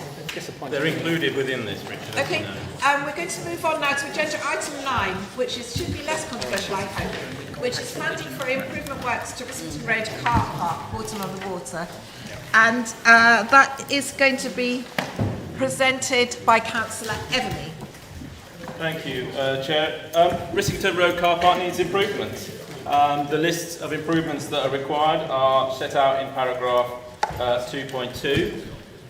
We, as administration, are committed to tackling climate change, and whilst the costs in here that we're being asked to support allow for EV charging points to be put into the car park, and there's a separate project that is going on that will ensure that EV charging points are delivered on day one when the car park opens. As many members may know, it's a very busy car park, so the works require, and it's used heavily by visitors to the district and from across the district who live outside the immediate vicinity. So in order to minimise the disruption, both to residents, to visitors, it's proposed that the works be timetabled to run from November after the October half-term period and through the winter period. This report asks the Council to agree the funding. As listed in the recommendations there, $245,000 allocated from our capital programme, with the balance required of $92,000 from the earmarked parking reserve, which those of you who are not familiar with what that is, it's explained in paragraphs 3.2. It's the money that Jenny's been stewarding, our Chief Finance Officer has been stewarding, it looks like, for 8 years on our behalf, and she's now found an opportunity to spend it, which is great. And what this will give us and deliver for Bourton on the Water and visitors to Bourton on the Water is a modern, fit-for-purpose car park, improvements in health and safety, EV charging, and a car park that we can be proud of. So I'll move the recommendations as shown on page 43, Chair. Thank you. Councillor Maughan, did you wish to speak now? I will, Chair. Thank you. Yeah, as ward member for Bourton on the Water Village, I'm very pleased to be supporting this motion, and I think essentially my role is to assure you that this proposal has support within the local community. If any of you have visited Bourton on the Water recently, I think you'll agree that the car park is in a very poor state of repair. The surface is quite shocking, and as we've got the expert report, unfortunately there are some serious underlying problems of drainage, and I guess the clue's in the name, as in Bourton on the Water, and without some fairly substantial repairs, we're going to be stuck in this cycle of continual patching, which is going to be expensive and rather ineffective. Beyond that, I think the overall site has become somewhat of an eyesore. If you drive past it, it's not a very attractive way of advertising either the council or supporting the visitor economy in the village. As we've heard, the car park is extremely heavily used. I think this level of expenditure can be justified through the income that's generated. And I think if we delay, we risk causing significant inconvenience to users and loss of income and reputation to ourselves. As Councillor Evans said, I think it's great we're also using the opportunity to improve the safety, the accessibility, and include provision for EV charging points. We only currently have 3 EV charging points in the co-op in the village, and given the rapid move to electric cars, I think this is very timely and very necessary. So I hope that this is a relatively straightforward motion that we can all support. Thank you. Councillor Barron. Thank you, Chair. Providing it is the recommendation that we're looking at here on the sheet, we would like to say that we're very happy to go straight to the vote on this. Wonderful. That's the sort of item I like. For the sake of time. Yes, excellent. Thank you very much. Does anybody else have anything to say?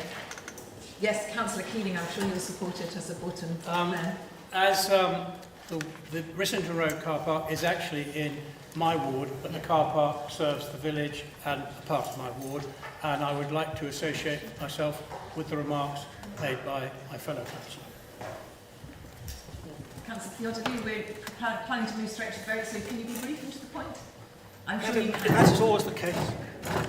Yes, at the risk of enraging those people on the other side who don't like detail, may I ask, this parking earmarked reserve of 92,000, may I ask what remains in that reserve after this 92,000 has been extracted? I'm sure Mrs. Poole is the person to answer that. Yes, thank you, Chair. This will actually empty that reserve, basically. There'll be nothing left, right? That's it. Thank you. Rage on, those opposite. Shall we move to the vote? All those in favour? Oh, sorry. Can I just sum up? I want to just ask thank you to Councillor Maunda for seconding, Councillor Keeling for your support, and Councillor Berry. And to answer the point, I do like detail. Those people who know me know that I'm a detail person, but I don't like taking other people's time in full council with detailed questions that could be answered another time. The other thing I neglected to say is the important thing that there will be more disabled parking bays as a consequence of this resolution. So it's good as well in that regard. Thank you, Chair. So we'll move to the vote. All those in favour?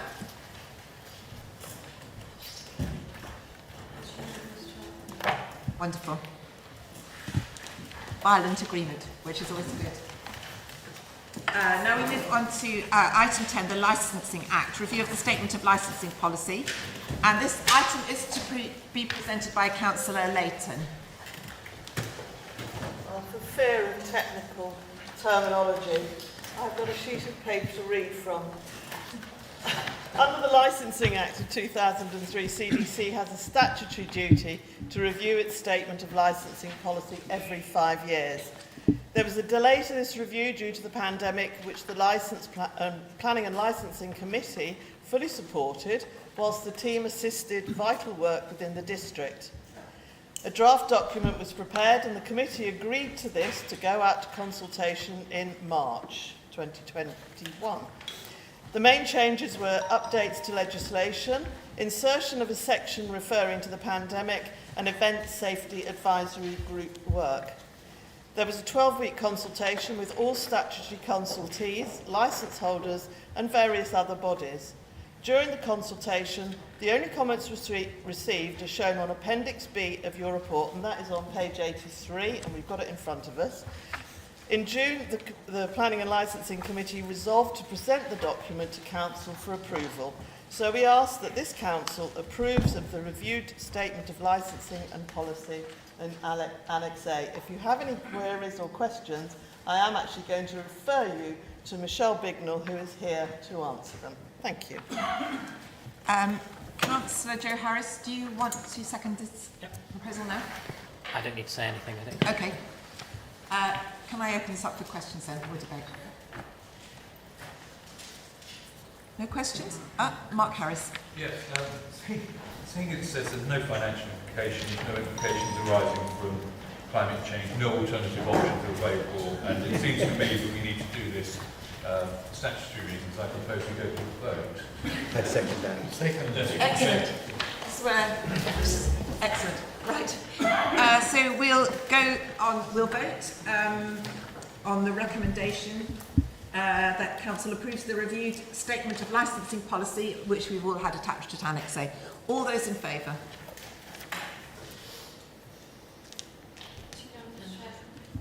Wonderful. Thank you very much. Now, we move on to item 11, which is a report of the working group investigation into short-term lets. And it's a cross-party presentation, which is always nice. So it's going to be presented by Councillor Berry. Thank you, Chair. right back in November when we put this up as a motion, it was unanimously agreed that we would go off and have a look at it. And I have to say that with my joint chairman and a tremendous group of officers, it's been actually quite a joy, and it's been really interesting. You know, this was all about party houses to start with, and it was something that was of a big concern to a small number of people, but it led us into all sorts of different areas, particularly in terms of people with houses to let, as opposed to just Airbnb doing the odd weekend, and second homeowners, and the fact that certain parts of our territory are completely taken over by people who don't actually live here.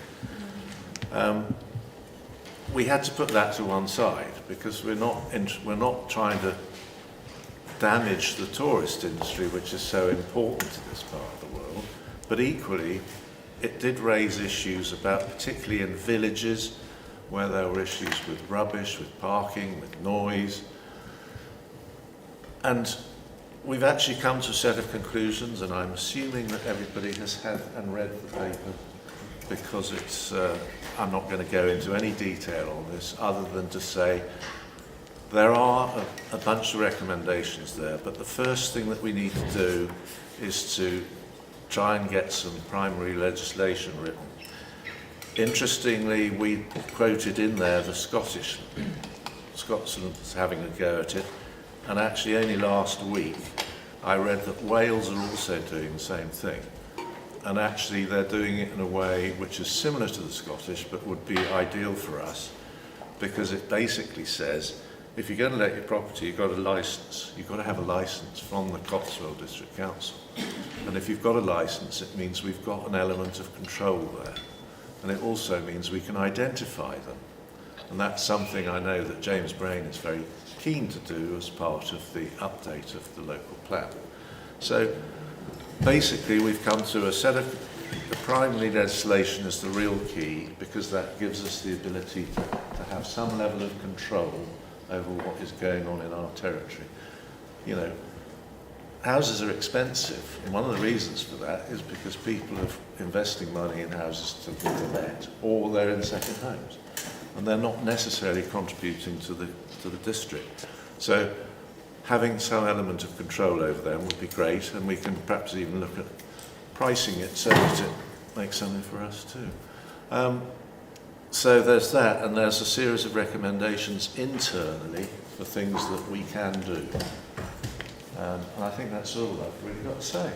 So thank you. Bye. That's good. Councillor Webster, do you want to speak now? We're hopeful this won't require a long debate, so so I speak now and then hopefully we can make progress. As my co-chair laid out, we're trying to take a comprehensive yet balanced approach to this work. We don't want to be punitive. Short-term holiday lets are good for our economy, and they're also a good way for people to access the Cotswolds, in a cost-effective manner. Those people that aren't as fortunate as us to live in this lovely area. We took on 4 elements: encouraging better behaviour through positive engagement, better monitoring of the problem, and more explicit enforcement mechanisms for when, unfortunately, that positive encouragement doesn't hit home. As Councillor Berry touched on, we are fortunate that we are putting the local plan into review, and we can look at the policies within the local plan to see if they can be tightened up. But the primary thing is that primary legislation. It is curiously explicit in laying out the grey areas and loopholes within which these businesses operate.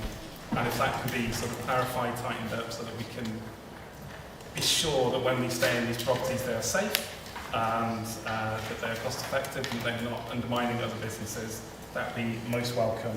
And that's why specific recommendation is to talk to our MP and give him the ammunition to get things going down in Westminster. The working group raised a load of other issues which are also documented that the council might wish to consider. And as this touches on so many different teams, groups, areas of the council, the primary recommendation is to lump it all onto our CEO and let him drive all of this through and make sure that everything is coordinated. I would just finally like to say thank you to all the support from the officers. A lot of different officers were brought into this process because we are talking to so many different areas of council. They contributed brilliantly, particularly Phil at the back, who had to wrangle these cats, put these cats together, did a fantastic job. Thank you, particularly to Phil. And thank you to the members as well. I was saying to my co-chair earlier, I don't know if this is slightly giving ourselves praise, but it was a lovely environment to work in. Really insightful, lots of great informed debate, and all done in a really respectful way. It was a pleasure to be on. So thank you to everyone for contributing. And hopefully this will give us a really strong way forward to protecting our residents from those nuisance cases and doing our best for the residents of this area, which is what we're all here to do. So thank you, and any questions? Councillor Cotswold. Thank you. Thank you very much to Councillor Berry and Councillor Webster and all the officers and everyone else that worked on this. It's a really great report. Thanks, clearly an awful lot of work's gone into it.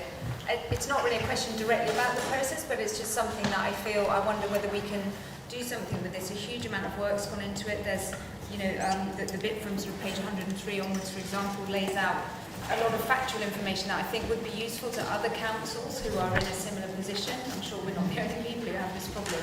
And I just want to put to it, not necessarily for an answer now, but whether there's some way we can disseminate what we're doing here and allow other councils to pick up any information and not have to start from scratch.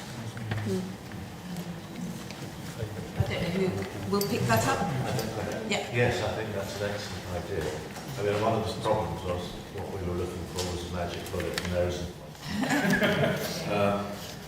And I'm not sure how you would distribute that. Perhaps we should speak to our leader and he can do something through the LGA. Absolutely. Yeah. Councillor Doherty, I think you were next. Just to say briefly, as a happy thought for those people involved in the group and on the council generally, some of the things that are discussed, and they're particularly things to do with some of the waste service considerations, came up quite early. So as IT staff in particular are freeing up from all the projects that we've pandemic related, there is looking at going on now about trying to make better use of the data we've got to try and help quantify some of this and work out what we should or shouldn't do about it. So I just want to point out that there's trying to turn it into useful things. Councillor Mark Harris. Sorry, you're done. Councillor Theodolin. Thank you, Madam. Yes, this is an issue in some of the villages which I work with, and in some more than others. There are a couple of villages where people believe half of the properties are on either short-term or Airbnb properties. Now, nobody wants to be a spoil sport, do they? But many of these antisocial, but with this, the openness of some of these villages, through Airbnb, I think it's largely the one, antisocial behaviour does occur, very unfortunately. And it's very difficult to know how you deal with that. If you're an elderly person, I can see not many here, but if you were an elderly person, you would might be reluctant to go out and confront a couple of drunken persons that you didn't know at 1:30 in the morning and ask them perhaps they could shut up or go to bed even better. I mean, the practicalities of enforcing some sort of order on this seem to me to be very great. I don't know what conversations we've had with the police, but that they would seem to be a first stop. But then we all know the police don't come out promptly always. So it is a very important issue. It's quite right that we should bring it forward here for debate. What we do about it, what effective action we can take, I really am at a loss to suggest, because it is a handful of individuals who spoil things for other people, and I don't know how you deal with that. It seems to be just part of life. I'm really at this station. Good. Can I just ask a question? Excellent. So how do we deal with item recommendation B, that the council consider the issues as summarised in Annex B? How are we actually going to consider those issues? Presumably not in this meeting, but at a further time. Could I suggest we Yes. actually delegate those to the Chief Executive? So, yeah. I'm sure he's dying Council, to have via some the Chief extra work. Executive considers... Via... I saw that coming too. Yes, excellent. Good. So he's going to deal with items B and C on the recommendations. Yeah. That's what he's here for. Wonderful. Good. So, yes, Councillor Coleman. Yes, just on that point, Chair, so page 97 on our printed copy, Annex B, paragraphs A, B and C are in effect recommendations that we are agreeing, I hope, yes. About the local plan review board, about the scripts for customer services and for the shared tourism services manager. Other matters raised are not currently able to be described as recommendations, and I think it's those last three, the bullet points, which the Chief Executive needs to find an able member of staff to investigate for us. Thank you. Thank you very much. Good. Councillor Berry, would you like to speak again? No, thank you. Good. So the recommendations are as listed in front of you. You've all had time to look at them. Including authorising Councillor Berry to send a letter to our MP, asking for his support, and regarding changes to the legal position, which I think is really quite crucial as we've discussed. And that points B and C are deferred to our Chief Executive. I'm sorry about that. So, all those in favour?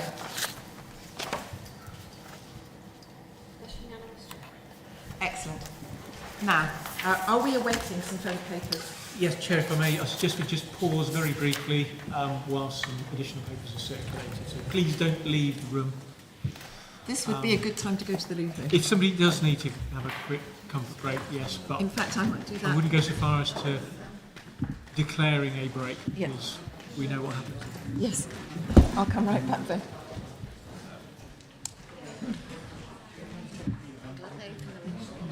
I know, it was cooking for a while, wasn't it? Have you guys got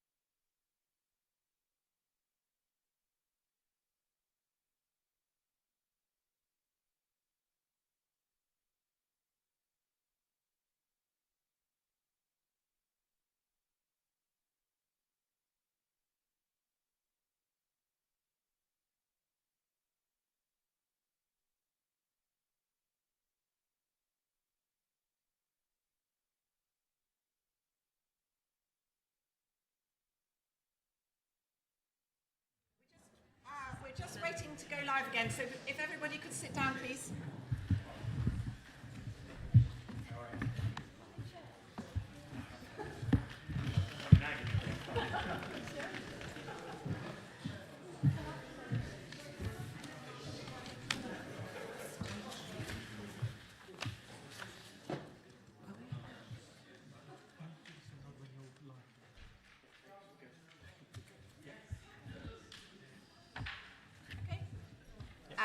I think we're live again, so we're going to move on to item 12, which I think is probably going to be the longest item in our meeting tonight, which is to do with the refresh of the Constitution, several items on the refresh of the Constitution, responsibility for functions, non-executive scheme of delegation to officers, planning protocol and financial rules. So not the whole Constitution, but it's quite a big meaty chunk of it.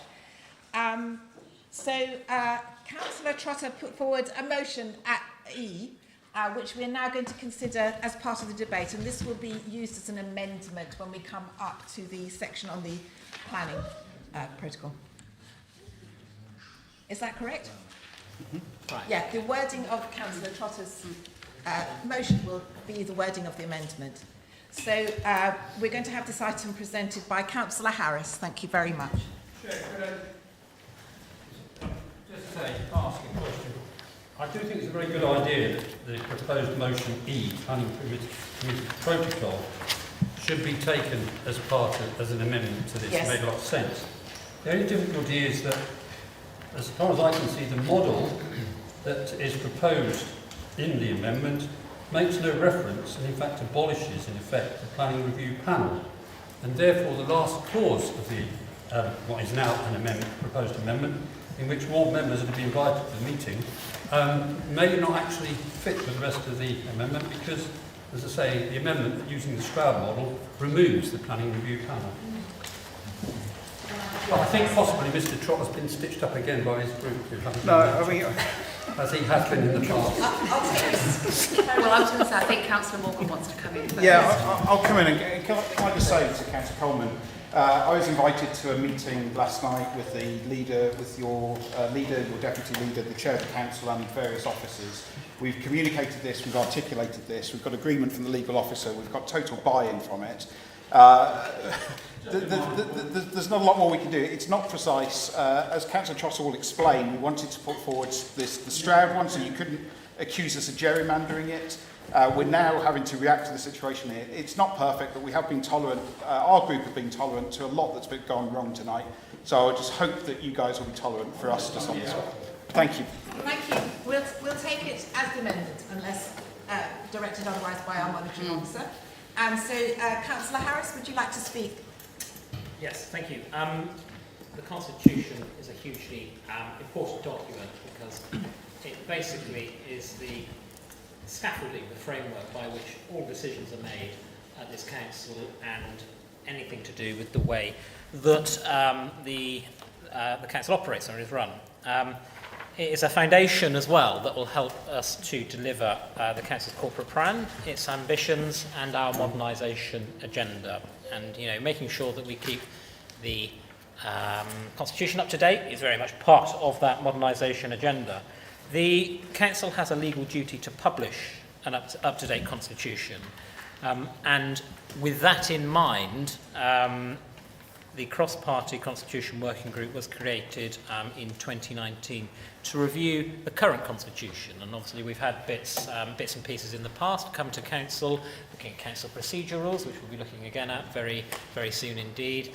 We had a big debate, as you remember, last year on the planning scheme of delegation and the cooling procedure, etc., etc.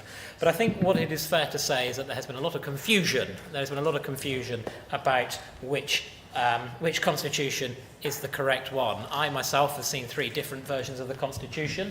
I've heard people refer to a big Lever Arch file that Nigel Adams once had as being the most up-to-date, so there has been a bit of confusion. So it's really important that we have a Constitution adopted by the Council that is very clear and that outlines how we operate and everything associated with that.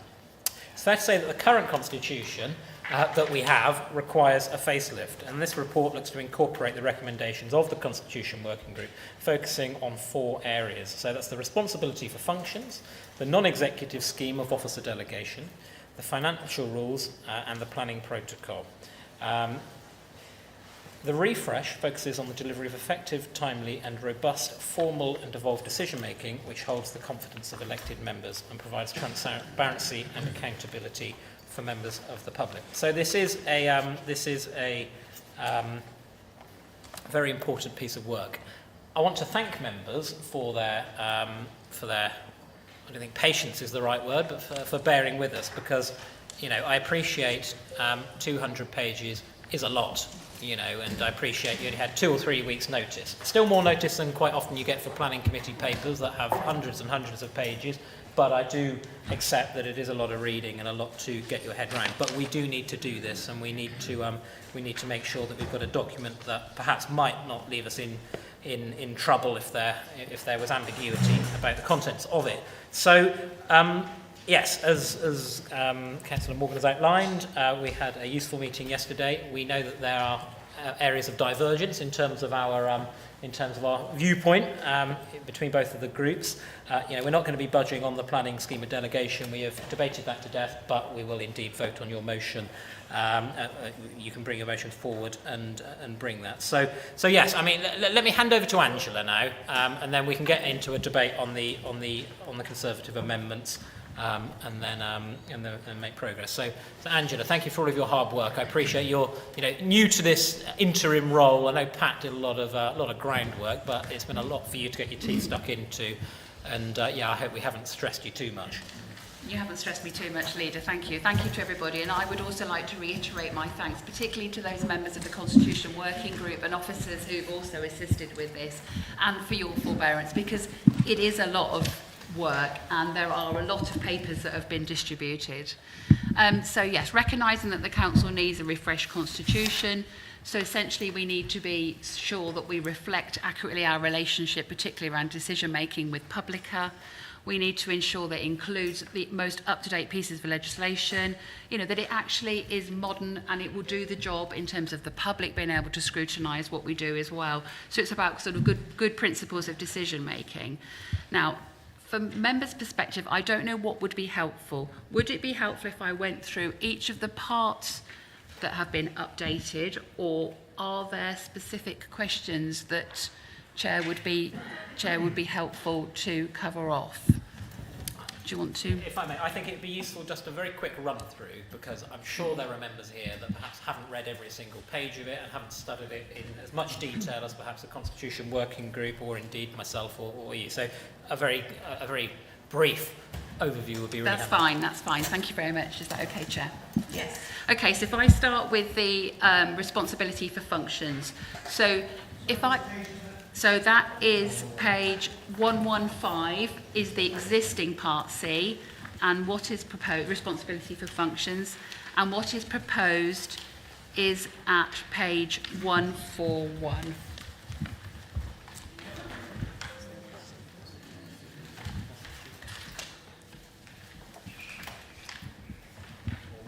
So if I can take you straight to page 141, which is headed up Appendix 2. I can see everybody is flicking. Councillor Andrews. Okay, Appendix 2.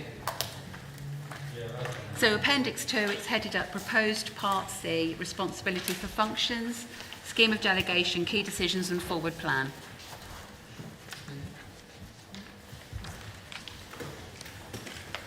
It's right, it's up. It's on page 131 in my version. Yeah, it's Appendix 2. Appendix 2. Yeah. Pages.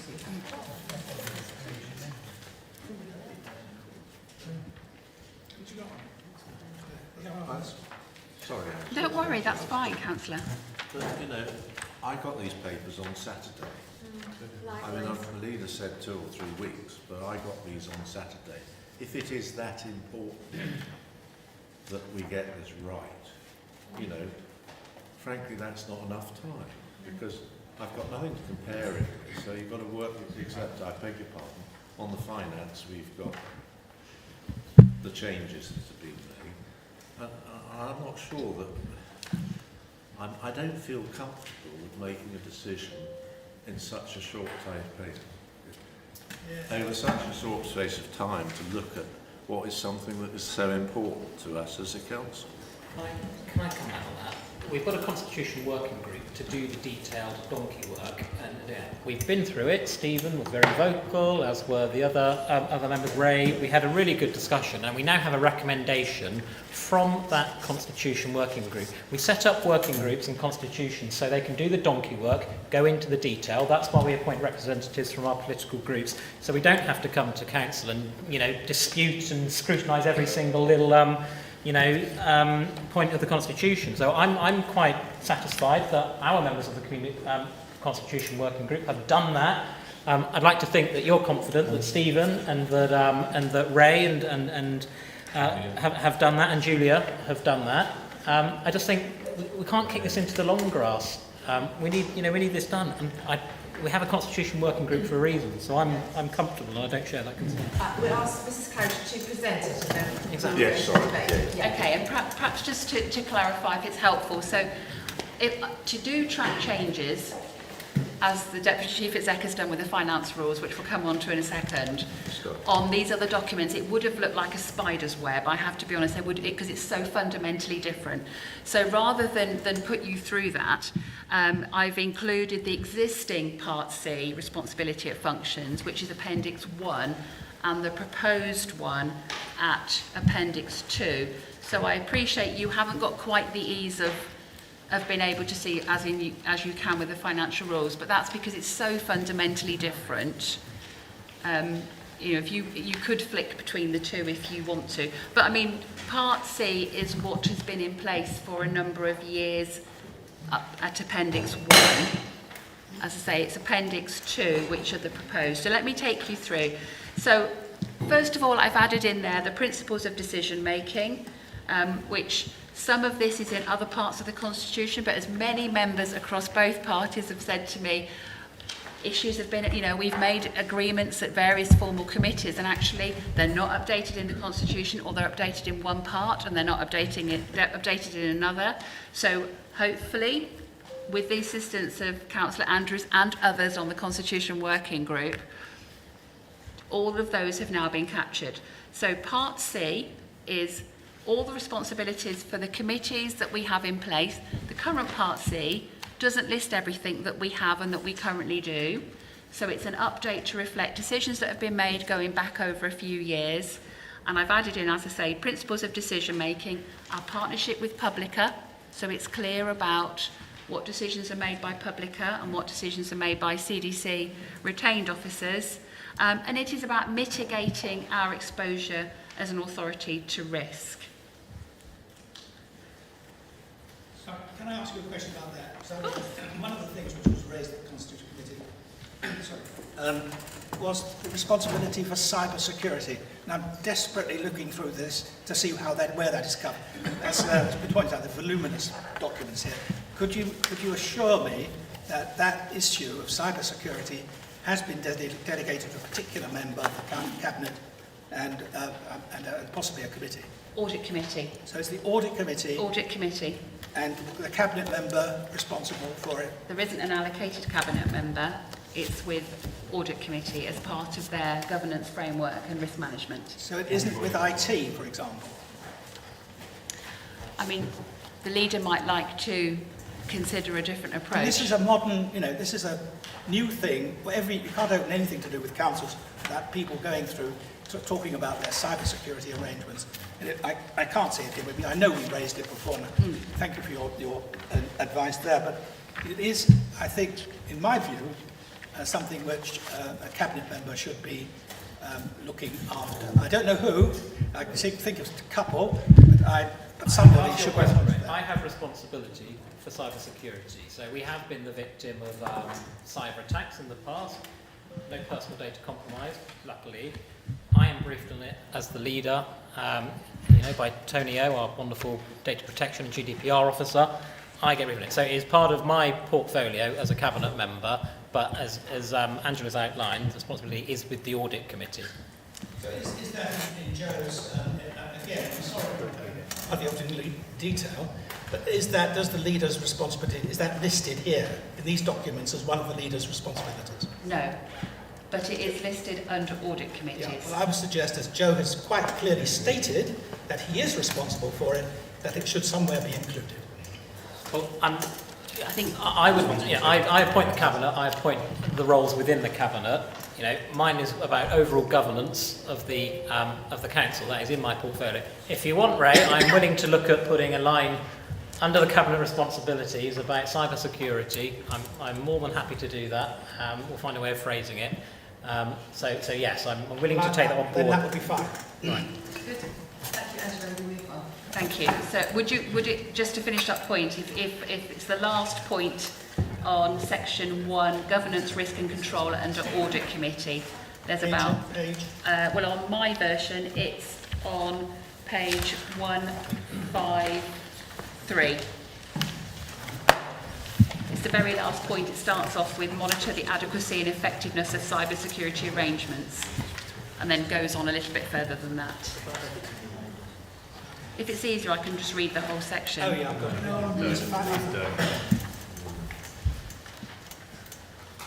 That's the audit committee. But thank you, because that was, for example, one of the very useful comments that came from the Constitution Working Group. I think it was yourself. Councillor Harris. Yeah, I think that, while I agree that one person should have overall responsibility, it's every single person's responsibility here for cyber security. You cannot, if a member downloads the wrong thing and gets hacked and all the rest of it, that's not the leader's responsibility. It is every individual's responsibility. And be under no misapprehension, we will get hacked and we will get phished, because everybody will, every business will, and it's how you deal with it when it happens that's the important thing.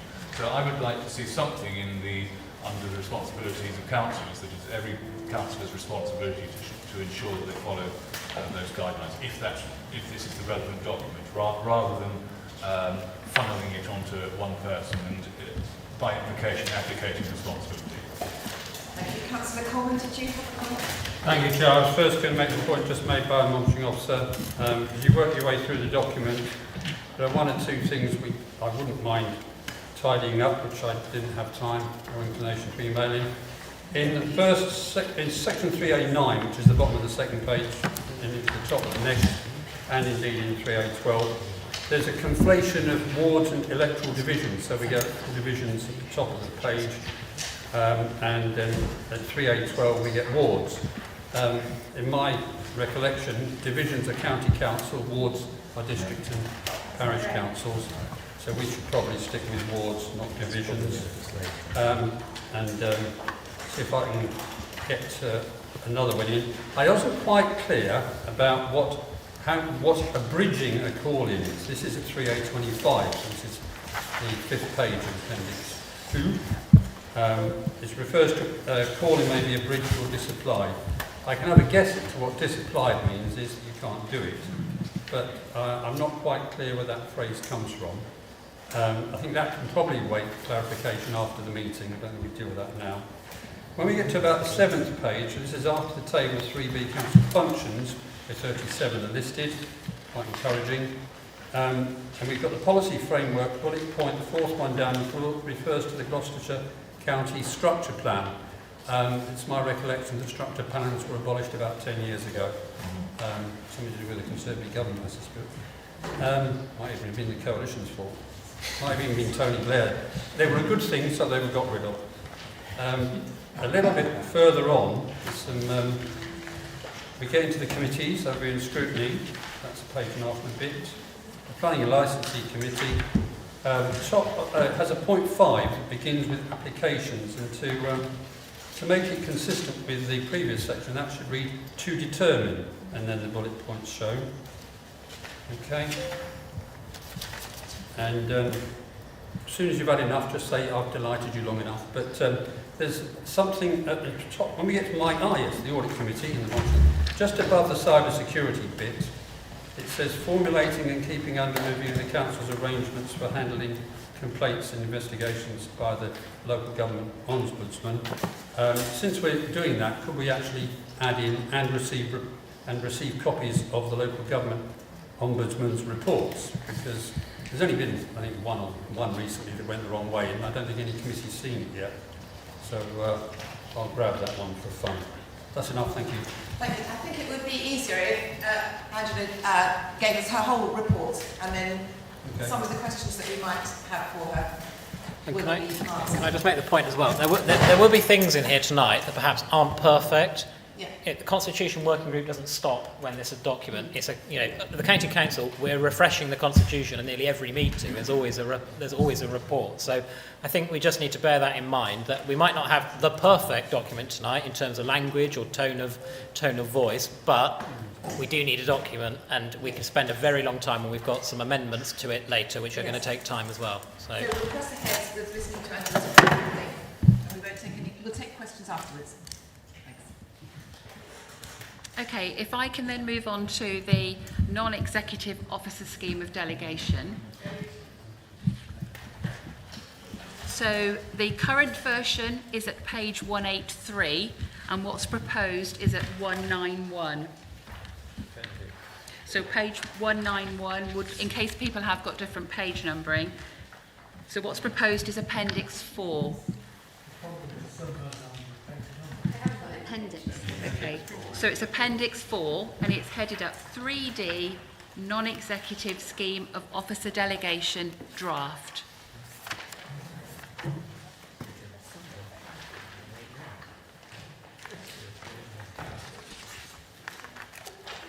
I understand some of you have got page 181, but as long as you can get to Appendix 4. So let me take you through the headlines of this, if I may, Chair. So essentially, the non-executive scheme of officer delegation, not a snappy title, I know, but what this is those non-executive functions that are delegated to council officers to carry out. So this is very typical that council officers will be undertaking delegations. Now, at the moment, we know I'm aware that there are some old documents that have been in existence, but the version on the council's internet, which is the one that the public would typically look at, only includes the planning ones that were agreed last November. So what's in here is reflecting what's going on in practice. So, for example, licensing we talked about earlier on the agenda. It's reflecting that licensing, actually, a lot of licensing functions are delegated to officers. You would have made that decision many years ago, and actually, if everything went through committee, we would be completely at a bottleneck. I've just used licensing as an example because we've talked about it this evening. So the proposed Appendix 4 is an update of what's happening in reality, but reflecting all of the current legislation that relates to those non-executive items. If I can then keep going, the planning protocol, so page numbers. So the current planning protocol is at page 215. So again, for those who don't have page numbers, that is Appendix 5. So that is the current planning protocol that was approved by this council last November. I'm going to guess that some of you, that's probably page 205. But it's Appendix 5. So that is the current version. So what is proposed 8 months on, when we've had chance to review how it's going, is at page 227, which is Appendix 6. I'm aware that there is a motion coming, because obviously we've talked about including the motion in relation to this item. So, Chair, shall I continue on to the financial rules? Yes. So the financial rules, again, let me give you the page number. That's page 239. This time you haven't got an old and a proposed. You've just got the current with track changes, which is at Appendix 7. So this is updated to reflect our relationship with our partners Publica, and also includes an increase in some of the financial values, some of the thresholds. and I know my colleague, the Deputy Chief Exec, will be able to give more information if there are any questions in relation to this particular appendix. So that's my presentation finished, Chair. Happy to... do you want to speak, Councillor Evermy? No, just formally at this point to second the leader's recommendations moved by the leader as shown under bottom of page 3 of the agenda, from little 1 to Roman 6, Roman 1 to 6. I second that. And I'll reserve my right to speak later. Councillor Andrews, I know Councillor Morgan wanted to speak, but he's vanished. Thank you very much. I assume that I'm speaking to a potential amendment to Appendix 2, Part C3. Yeah. Which you and Democratic Services are aware of. Yes.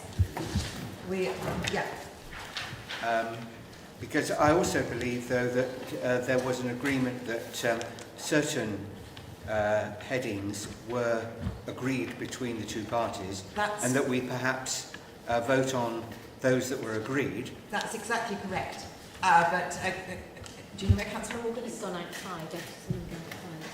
And that the outstanding ones are then debated as separate items. Yes, that's exactly what I understood. Is Councillor Morgan all right? Which ones are they?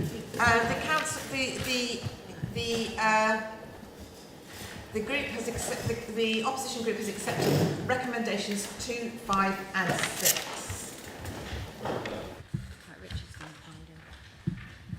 Thank you.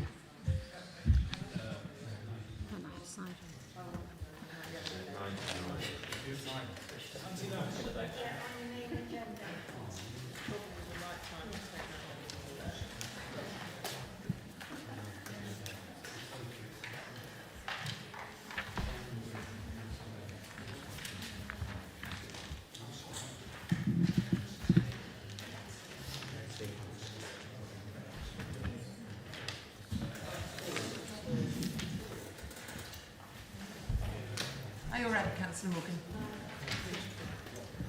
Are you all right? Yes. Good. So, Councillor Andrews has informed us, as we already know, that you wanted to indicate which motions you were accepting, which motions you'd like to debate. Yes, Chair, apologies. My understanding is we are wanting to put an amendment forward to recommendation 1 and recommendation 3. Yeah. No, we did want to put an amendment forward. I think Tony Berry has got something to say on item number 4, but in terms of amendments that we'd like to put forward, it is only 1 and 3. Everything else. Okay. So, how will we do this? Can we vote on the uncontested amendments? And if so, does Councillor Berry want to speak on item 4? I would suggest it, Councillor Berry, if you don't mind. It depends. If you could update what your point is on in relation to, I believe that's in relation to the financial rules.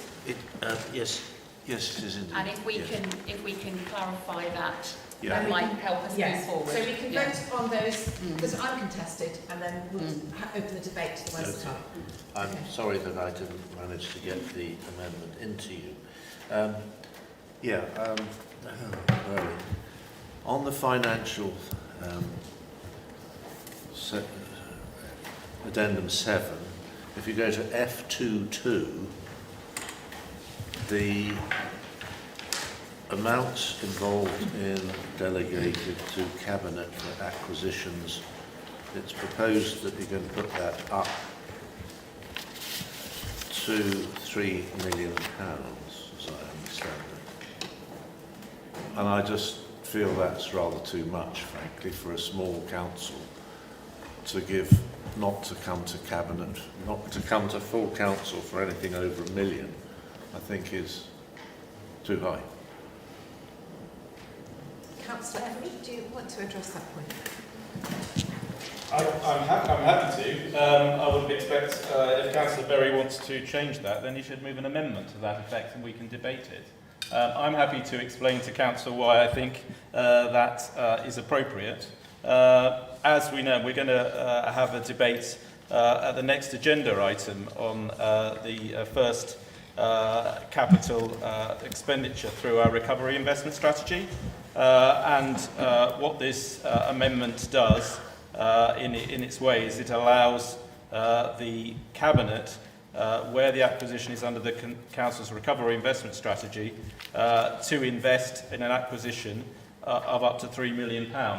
There was, I understand, a historic delegation of that kind for the previous administration when they were doing the capital investments into the properties which we now hold in other districts, and that was part of the current financial rules. So we've adapted that and put it under the umbrella of the recovery investment strategy. As we know, decisions may need to be taken very quickly if opportunities become available, and hence why that is then put in to this. And ultimately, we have to make a decision about what accountability the Council has and what accountability the Cabinet has.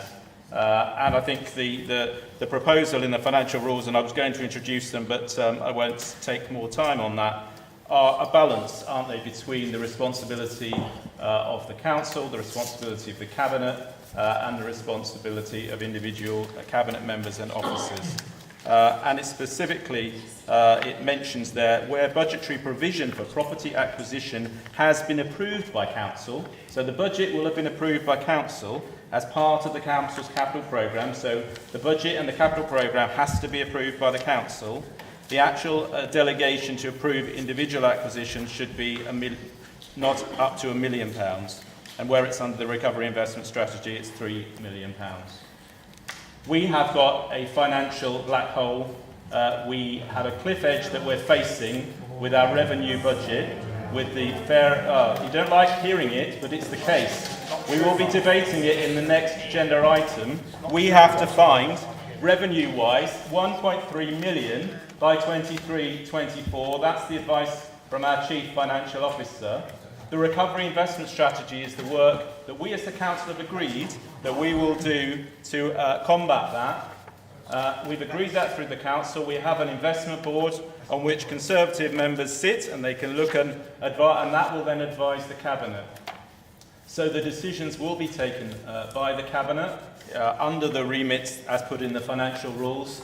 But essentially what we're saying is, if we've got to do our job, much as the previous administration when they were looking to invest outside of the district in residential, commercial properties, in fact, they invested in, that there needs to be a delegation. We can't wait 2 months for a council meeting or be organising ad hoc council meetings, as indeed we did in the first year of this council term. So we believe it's right and prudent that that's adjusted. It has precedent and it will make financial decision making in this authority work to deliver what effectively we need to, which is we need to close the revenue budget gap. Thank you, Chair. So are you happy that we should go ahead and include that in the vote on the uncontested item? No, I'm not. First of all, I won't be told about not bringing forward amendments when this gentleman has already brought one forward. So you can bring it. Can we But secondly, if I might, you know, the very fact that the budget is approved does not mean that an individual item up to £3 million should be not come to council. You know, okay, the budget's there, we know the budget's there, we've got £65 million worth of borrowing in there. Okay. But, you know, 3 million to me is too much without coming to council. I'm just going to ask Mrs. Fudge, would it be appropriate then that we vote on the ones that we know are agreed with? So that's... Well, I think what I'm hearing is that there is some difference of opinion in relation to the financial rules. Yeah. So I would suggest that we move to the uncontested ones, which I understand to be in the recommendation number 2, which is the non-executive officer scheme of delegation, and 5 and 6, which is around gender inclusion and providing a clean copy. Are you happy that we go ahead and vote on those items? So we're going to vote for approval for items 2, 5 and 6. Yeah, Councillor Morgan? Sorry, I was... You're jumping the gun. Too there. keen. Yep. Yeah. So we've had the items proposed and seconded by Councillor Harris and Councillor Evermy. So we'll go ahead to the vote. We're just voting on items 2, 5 and 6. All those in favour? Anybody? Is that... Sorry. That's everybody. That's unanimous. Okay. So we've now reached 3 hours into the meeting and we have to take a vote on whether to continue for a further 1 hour. Who would like to propose that? Councillor Harris, who would like to second it? Councillor Morgan. Thank you very much. So all those in favour of continuing for a further hour? Councillor Jepson is somewhat reluctant.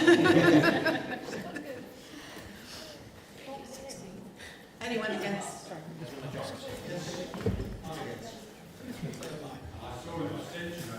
2 against, and any abstentions? We all get to come back next week. It's carried though, isn't it? It's carried. Okay, so the motion is carried. So where do we go next? Should we go on to the amendments to Appendix 1? I think that would be a good place to start. Okay. So if we take them now individually. Yes, so we'll take the individual amendments. So the first amendment is proposed by Councillor Stephen Andrews, who has kindly just emailed it to everybody. But would you like to address it? Thank you very much, Chair. This was in fact emailed, as you're aware, earlier to Democratic Services Yes, and that was yourself. to me. There appears to be the glitch that we've referred to earlier in getting things out. The amendment specifically refers to Appendix 2, Part C, 3H, which is either page 169 or 179, depending on the version that you have of the document pack. Mine doesn't have numbers, so which appendix are you in? Yeah. We're in Appendix 2, Part C. Has it got 3? Has it got numbers? Appendix 2, Part C, 3H, which is the definitions of different roles.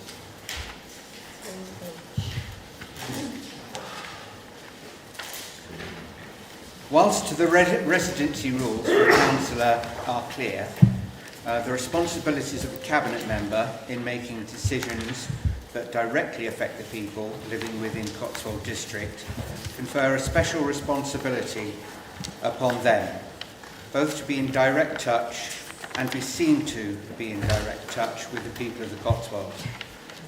This is especially the case where there are financial decisions being made that would otherwise not affect that cabinet member were they not resident. The underlying principle should be that cabinet members must be directly subject to all of the decisions made by the cabinet through their residency in the district. It is therefore proposed that at that particular point, in respect of the definition of the cabinet member, after the words "are no longer a member of the council," there should be added "or are no longer permanently resident in the district," before continuing "or are removed from office by the leader." I propose this amendment, and I am seconded in that amendment by Councillor Raymond Theodolou. Thank you. Councillor Theodolou, do you want to address the amendment just now? I'll bide my time. Okay. Councillor Harris, Joe Harris. Yeah, I don't think this needs much debate. We're going to be voting against this because it's highly personal. We know why they're doing this, to target Rachel Coxcoon, who has had to, for reasons that are not of her own making, leave the district and now resides outside the district. It's just mean, guys. You're better than this. You are better than this. You really are. So I don't think we need to have a debate about this. We're going to vote against it because it's an attack on Rachel. So I just wanted to remind colleagues that you don't have to be resident in the district to be eligible to stand for election to this council. You can have a business in the district, and I'm not somebody who wants to change that basic eligibility criteria. So leaving aside the personal side of this, attacking one of the most talented members of this council, most of his work is non-party political, of course, because it's about the climate change emergency work, which we have unanimously supported up to now. It also would be very likely challengeable in law because it provides an unreasonable restriction in that if you're allowed to be on the council without living here, why should the leader be constrained by a local policy in their choice of cabinet members? We don't have a policy that says the leader you can't be in the cabinet if you're in the opposition. I know that you could be. We need to give the maximum flexibility, and it's a really bad idea to make policy on the basis of an individual situation. I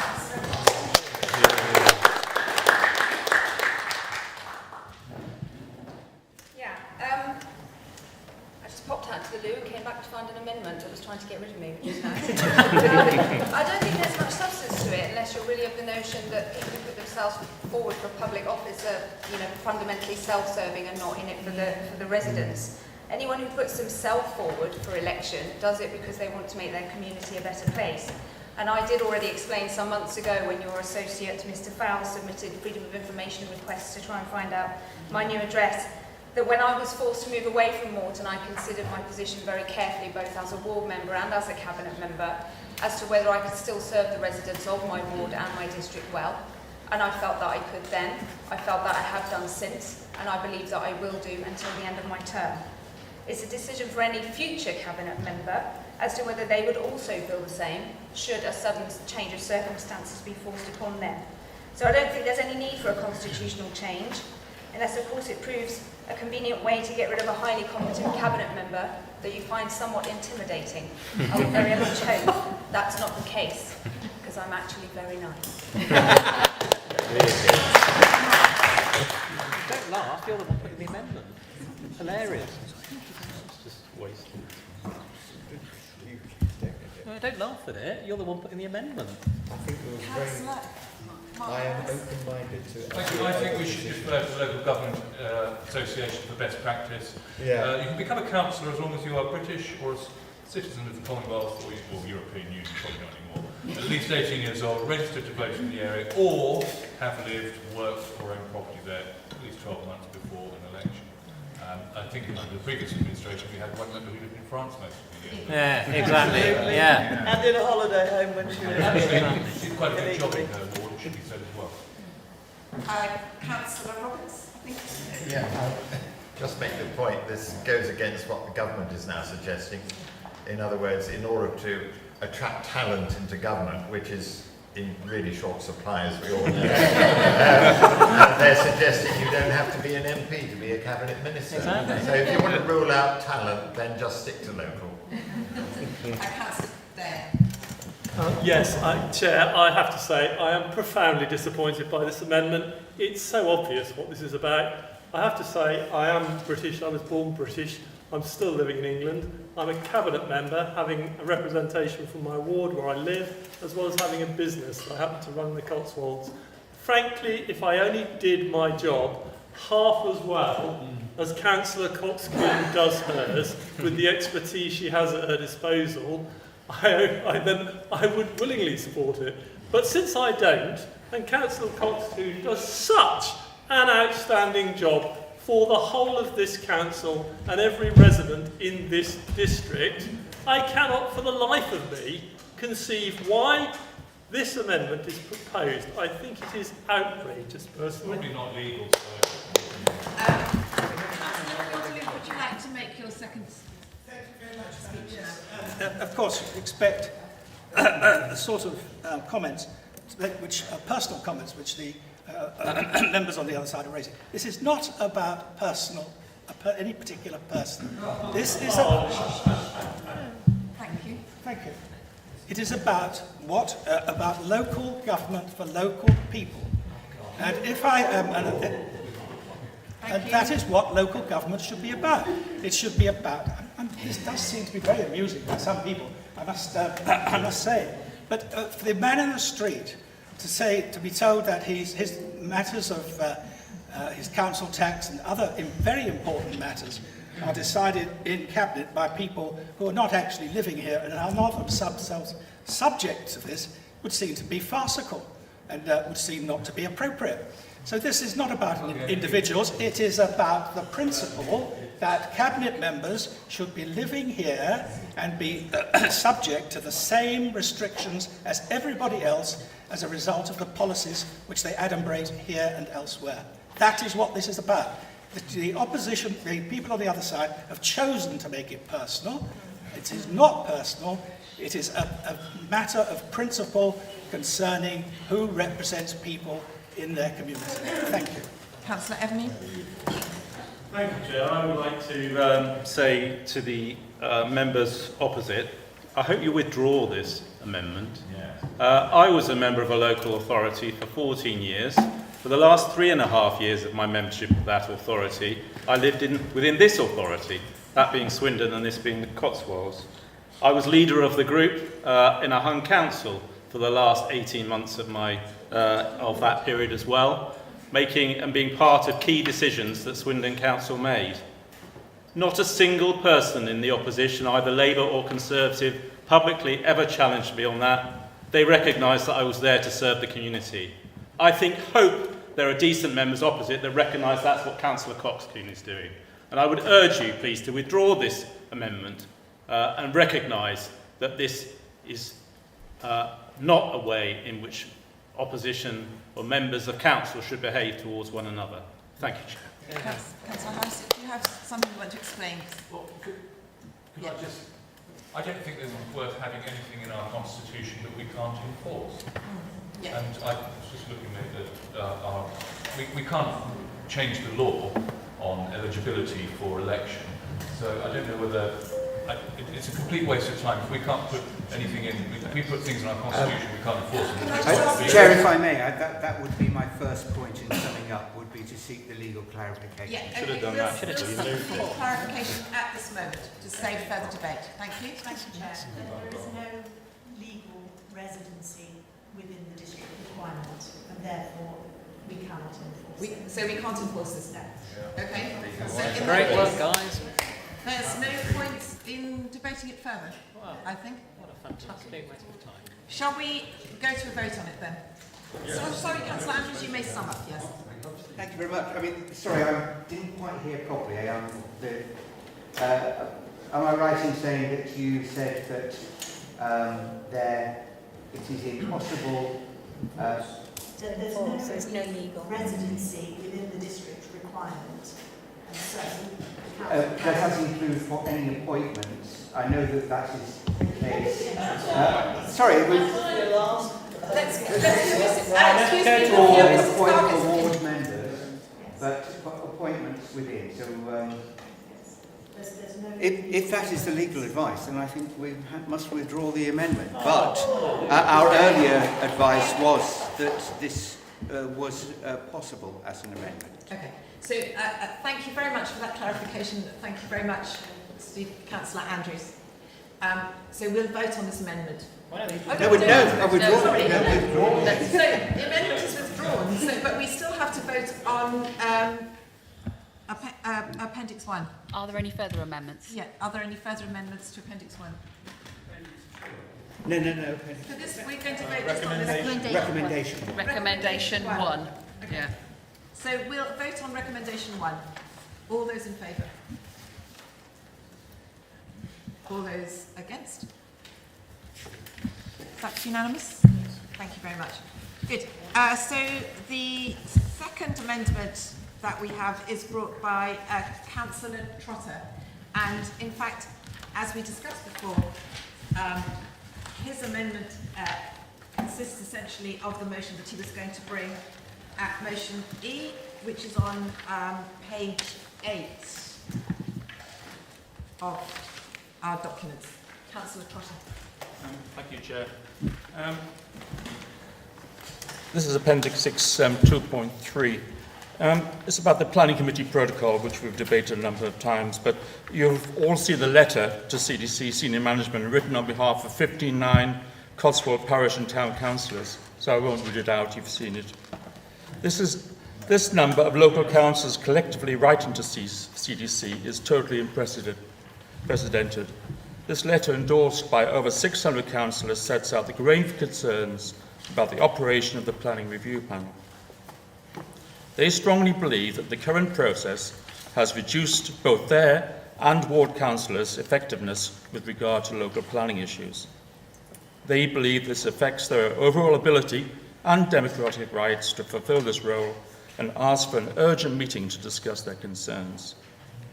Now, CDC can respond in two ways. We can either write back and dismiss the concerns of 59 parish and town councils, or we can address these concerns by what I'm suggesting is incorporating a revised planning committee protocol based on that, not copied exactly, just based on that used by Stroud District Council.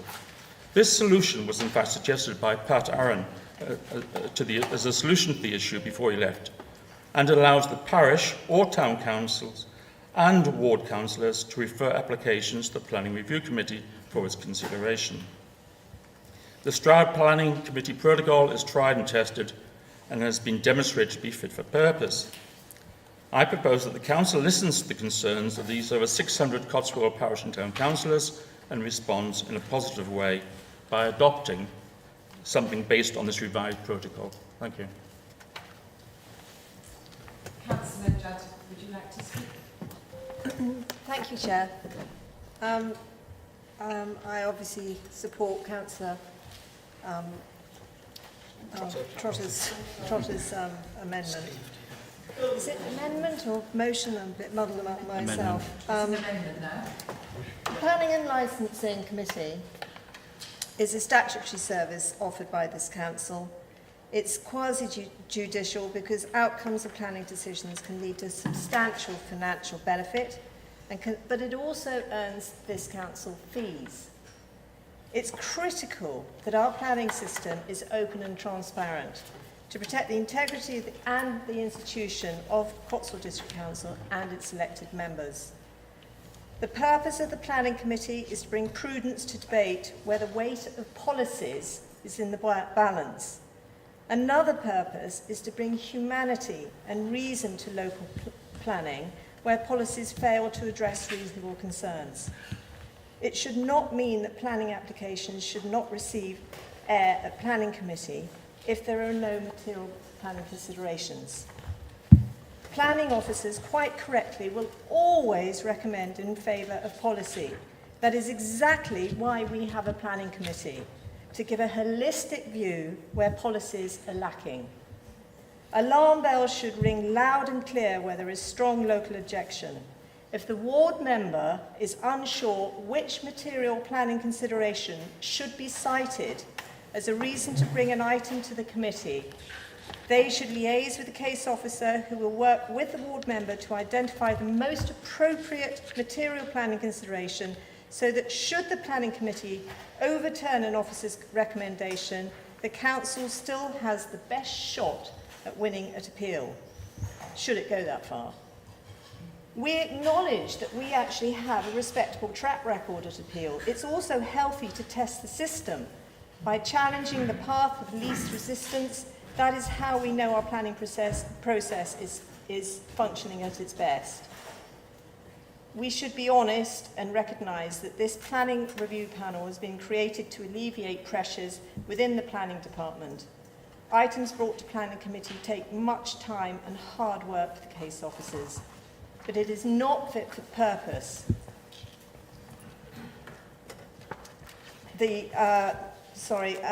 I don't want to repeat some of what Steve has just been saying, but the parishes that have written that letter, they're frustrated and their concerns, they feel their concerns are being dismissed, they feel disenfranchised and suspicious. I have the deepest respect for our planning officers. They do an exceptional job in very difficult circumstances.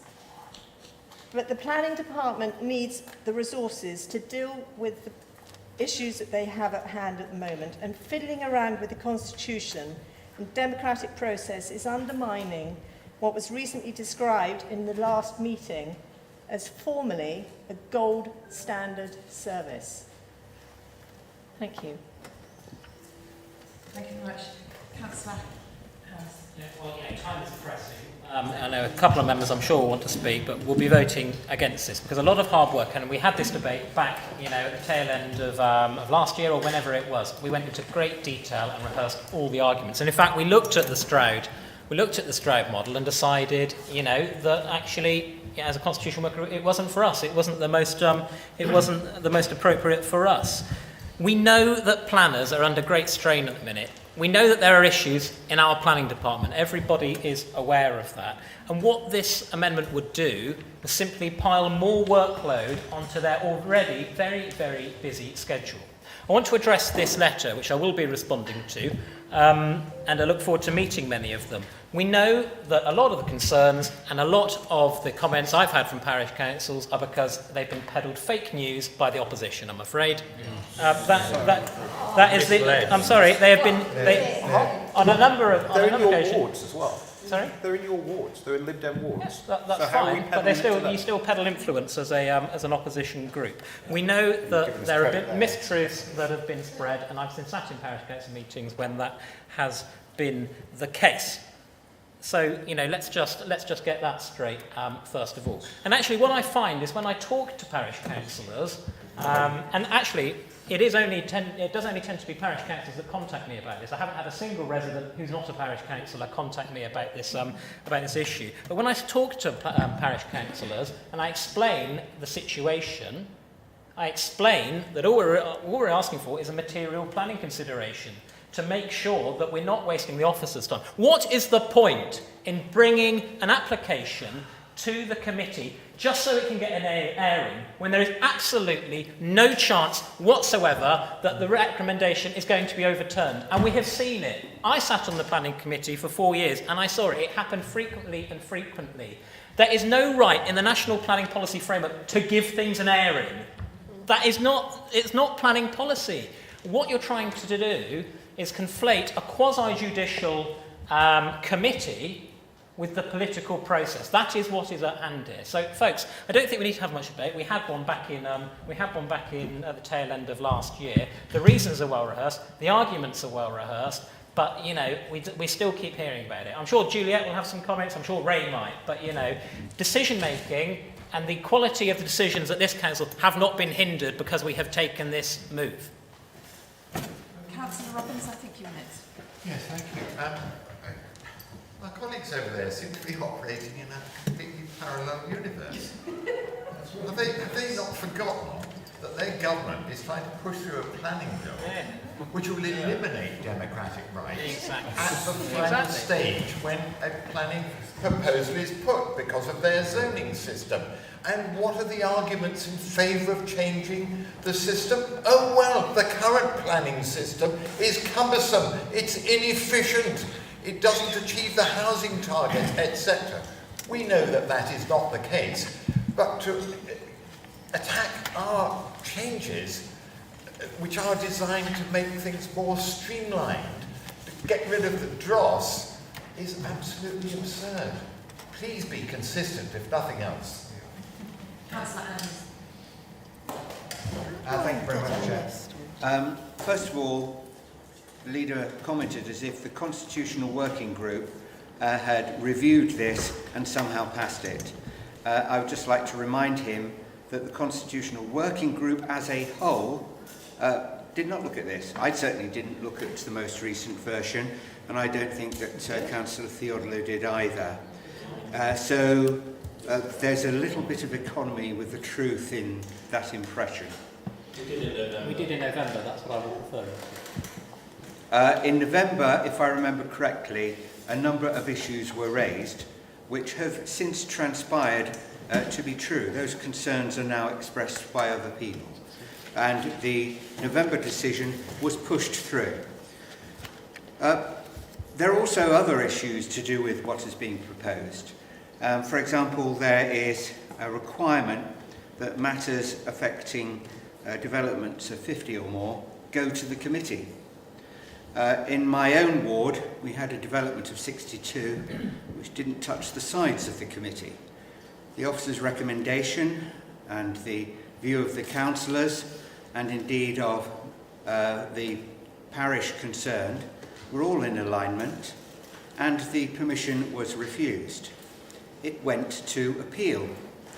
And in fact, I participated in the hearing with the inspector, and the inspector agreed that the permission should be refused. There are clearly cases where setting an arbitrary limit makes no sense. Similarly, though, we've recently had a case where, in fact, at the last meeting of the Planning Committee, the case was brought before the Planning Committee. There were good planning reasons, but there were a number of other reasons to do with propriety, to do with transparency, openness, and so on, given that the applicant was Gloucestershire County Council. And it would probably be inappropriate to go into details because that has been deferred. But the mere matter was that that was brought to the committee, who then went against the recommendation of the case officer. So clearly there are issues, shall we say, surrounding what has just been cobbled together quite quickly following a meeting of the Constitutional Working Group only now less than 2 weeks ago. Thank you. Councillor Berry. I shall be very quick. Everything we do is built on the following principles: listening to the needs of our community and acting on what we hear, not telling them that they're wrong. All the councils, parish councils that have said they have a problem with this. Thank you, Councillor Berry. Councillor Theodore. Thank you, Madam. I must say I agree with much of what Councillor Judd has said, which I think is sort of common sense. The issues affecting planning are felt throughout the villages. And some people stand to gain a lot of money out of a decision, and some might lose by it. So it is right and proper that the concerns of all these parties, where there is a large number of people who disagree, should be considered by the full council. But not on the grounds, oh, we don't like it, oh, doesn't fit here, or whatever, but on grounds which are planning grounds. And I have myself had experience over a period of time of such applications, and I have wanted them to go to the committee, and I have been along to see the officer concerned, and he or she has always been most courteous. We've worked out something which they could live with, and I could live with, and our residents could live with, which could go to the planning committee. And in each and every case, and it's never failed, such applications have gone to the committee. The officers have spoken, those for and those against have had their say, the ward member has had to say, and there's been a vote. And if you win it, fine. If you don't win it, then people say, at least we were able to have our say. Our voice was heard, and our concerns were addressed. Now, it's not always black and white. Some of these decisions are not binary. Planning has got grey areas, like many other services that we provide. But they do affect a lot of people. And so it is quite right that they should be decided by the body of councillors on the planning committee. And without fear or favour. And I think I'm right in saying that approximately 15% of applications that officers make to the committee are in fact overturned by the committee. I don't have the numbers to hand, but I'm told that is the case. It's a question of researching and how far you go back. So it's not always the case that officers know best. They may know best, but there are maybe other reasons why considerations should be given to other voices besides theirs. And I think it's very important in a quasi-judicial system that that decisions that affect communities, and there are some strong feelings, decisions that are made should be heard in public, and that people should be able to hear what the council is saying, what the members say, and feel and have their responses heard. I think that's extremely important, and I see that. I think that is something which has been espoused by the opposition, by the members on the other side, to have open government. And this is an example of it. a small example in a small authority, which is nevertheless very important to residents, certainly the residents that I represent. Thank you, Madam. Thank you very much, Councillor Theodore. Councillor Leighton, the moment has come. Interesting things there. First of all, we've got an amendment, which is what we're talking about here, which, as our leader said, it was looked at, as were many other council's methods of calling in to committee. We looked at lots. But Councillor Trosser said, well, it's based on Stroud and it'll be something like that. I find that incredibly difficult to actually vote on that. How could we possibly vote on that? Councillor Judd, I couldn't quite hear all she was saying actually, but she mentioned things like air for planning. You know, they need to air for planning without policy. There is weight against policy, but we also look at that very, very studiously when something comes to the review panel, as hopefully Councillor Judd knows, because she's done a couple of those now, and they're not that easy to do, except if it's a county thing, but it's obviously going to go, because that's what we have to do, because that's part of the Constitution. It is in the Constitution that if it's... No, we're not for a county. Okay. I know we're not in the county. I mean, I'm not arguing that. We've also heard about an holistic view. Well, that is really not material planning reasons. The idea of a planning application comes in, it goes to the officer. Your ward member should be liaising with the ward member. The ward member should be liaising with the officer from the beginning. Find out what it's about. Find out what people are talking about. Then you hear what your parish is going to say about it. Everybody in the district or in your ward can make their voice heard by putting their comments, be they objection or objection or support. They can put those comments on the council, on the planning portal. They can write as much as they like. They can send in photographs. There is a wealth of information and a wealth of airing time that they have. As ward member, you can discuss that with the planning officer. And most planning officers are very happy to listen to and talk to the ward members, and they will take on board what you're saying, and they will go back to the applicant.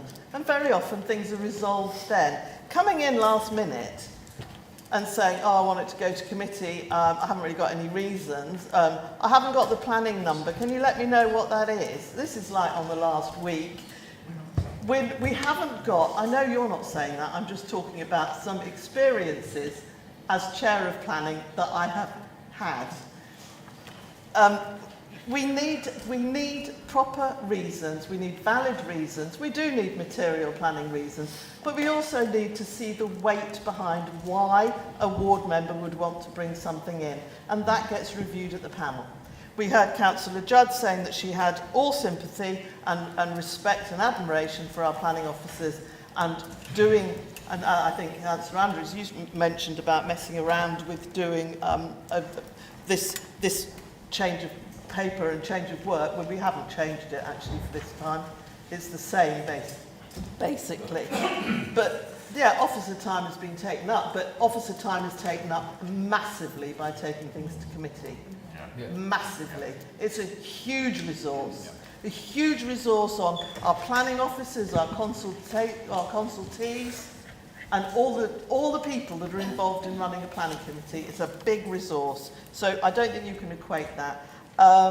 Yeah, some things get turned over at appeal that we've changed our minds about, or, you know, planning committee has changed a mind and it goes to appeal, and sometimes we win. I think Councillor Judd has probably looked at another table that says we do well at appeal, but that's always because that is on officer without ever coming to committee or ever being asked to come to a committee. And we win at appeal for those. We very rarely win when the committee is overturned. It's a rare number. I can't vote really at all on something like that. There is no substance to that whatsoever, and I think we've got a very well-founded scheme of delegation. Review panel is great. We've been working at it for over 6 months. We said we'd review that after 6 months, which we've done, and I think it's got good grounds for carrying on just as it is. Now, one or two things I want to say about other things about this later as well, if you don't mind. Chair, I propose that we move to the vote on the amendment now. Second that. Could I clarify with you, Chair, which parts of Appendix 6, the new draft planning protocol, this amendment seeks to replace? Yeah, it doesn't. Because it's clearly an alternative. Can we just press the time? I can't vote against. Yeah, but even surely the officers know which bit it replaces. Well, they haven't done the homework. Well, okay, they don't. Okay, fair enough. Can I find a motion? I don't think they know which bit it replaces. Do that homework. Can I come in at this point? Because sorry, Chair, with your permission, ma'am. Just very briefly, and then we've had a suggestion that we go to the vote. Well, I know it's a suggestion to go to the vote, but this is obviously, it's 57 of our parish councils have written saying they're unhappy. So this is the epitome of what we're here to debate, as much as this may be inconvenience for members to hear. Couple of points. Councillor Layton. No, I didn't say points of order, Mike. I am allowed to make representations. This is not Twitter. You have to listen to other people's opinions. I'm quite happy, but I've made procedural motion which should be dealt with. Yeah, it's a procedural motion under the council. So you carried on speaking after making a similar motion? I've just used my chair's discretion. I'm giving Councillor Morgan 30 seconds to Well, come to... Chair, with the greatest respect, I'm Leader of the Opposition. 30 seconds doesn't really do it for me to articulate the points. We have got points by Councillor Robbins saying that we're being inconsistent as a group. Councillor Layton's cracking jokes, which everybody's laughing, saying that we're disorganised and putting this motion forward. This motion was agreed in a cross-party meeting last night. Okay, we came here with a very clear motion that was to put the Stroud thing forward, because if we amended the Stroud thing, you'd all accuse us of gerrymandering it. So we put the Stroud thing forward. We have been, let me just make this point. Let me make this point that we have been told that whatever we put forward is going to be voted down. So what is our entire motivation for spending hours and hours and hours making sure the technicalities of this is right? What we're doing is putting something forward for the Lib Dems which is sensible, which solves the problem. The fact that you lot are just laughing at it and dismissing it and kicking it to the long grass and giving me, with respect, Chair, 30 seconds to articulate our point on it is, quite frankly, really disappointing. Yeah. Thank you. We now move to the vote on the procedural motion that we close this debate. Okay? So we've had a proposer and a seconder. All those in favour of moving to the vote? Sorry, this is... To move to the vote. To move to the vote. On this amendment? Yes. On this amendment. Just for clarity. Yeah. No, we're against. So now we're going into the vote on the amendment. So now we're going to vote on the amendment. Do I have to give Councillor Trotter? Councillor Trotter will get a second button. Chair, I am desperately sorry, and I'm not being difficult, but we would like a recorded vote on this. A recorded vote? Yes. Councillor Trotter? Councillor Trotter? Nothing to add. All right. Thank you very much. Yes, We'll do a recorded vote. I saw several stand. Yes, but thank you. Okay, I'll now read everybody's name out in alphabetical order. If you can tell me whether you are for, against, or you're abstaining to the amendment. Thank you. Councillor Stephen Andrews. For. Councillor Mark Annett. He's absent. Thank you. Councillor Tony Berry. For. Councillor Bloomer. Against. Councillor Brassington. Against. Councillor Coleman. Against. Councillor Coxcoon. Against. Councillor Cunningham. For. Councillor Dale. Against. Councillor Doherty. Against. Councillor Evemy. Against. Councillor Ford. Against. Councillor Joe Harris. Against. Councillor Mark Harris. Against. Councillor Stephen Hurst. For. Councillor Nikki Ind. Against. Councillor Jepson. For. Councillor Judd? For. Councillor Keeling? For. Councillor Layton? Against. Councillor McLean? He's not here. Thank you. Councillor Maunder? Against. Councillor Morgan? For. Councillor Neal? Against. Councillor Norris? For. Councillor Robbins? Against. Councillor Selwyn? Against. Councillor Theodolou? For. Councillor Trotter? For. Councillor Webster? Against. Thank you.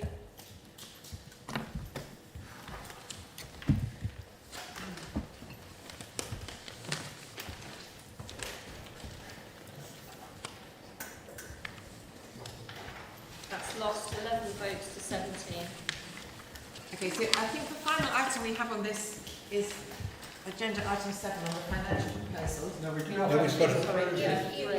need to vote on the recommendation in the report. Oh, sorry. Yes. Which is Appendix 6. Thank you very much. Appendix 6. So, Sorry to be difficult, and I'm not trying your patience, Chair. We'd like another recorded vote on this as well. okay. You don't need to stand up because your names will be called. It's 3, we've got 4. Time wasting. So, agenda item 12, we're looking at item 3, the current non-executive scheme of officer delegation powers delegated to the senior officers responsible for planning. I think that's the one we're voting on. It's the planning protocol, Planning protocol, Appendix 6. That's Appendix 6. Yes. Oh, sorry. Proposed planning protocol. So we're voting to adopt the updated planning protocol at Appendix 6, which is page 227. Sorry. 227. Page 227. Is everybody clear what we're voting on? Yes. Excellent. So to accept the planning protocol. Yeah. Sorry, I'm really sorry, but I think it's very important that we clarify what the transitional arrangements are when we, with this, before we vote. What time frame are we looking at that this will become live? We don't want it just to go, oh, we've done it tonight, it will be live tomorrow. We know that planning applications last for 8 weeks, 13 weeks, or whatever. At what point? And we've got amendments, we've got spelling things and various things that I've already spoken to you about, Angela. So I'd like to know when we're looking at the whole document becoming live, really, but certainly it's very important for planning that what that transitional arrangement is, please. So, perhaps, Chair, with your indulgence, I could ask Councillor Layton. I wasn't here in November, but do you have a precedent of what you agreed in November when the previous protocol? There was a terrible lack of communication amongst everybody in November. None of the planning officers knew anything about it. Nobody had been advised by the officer that was dealing with it. There's no learning there then. So the major learning curve there that has brought us to this, actually, in November. But I think that we absolutely have to have this.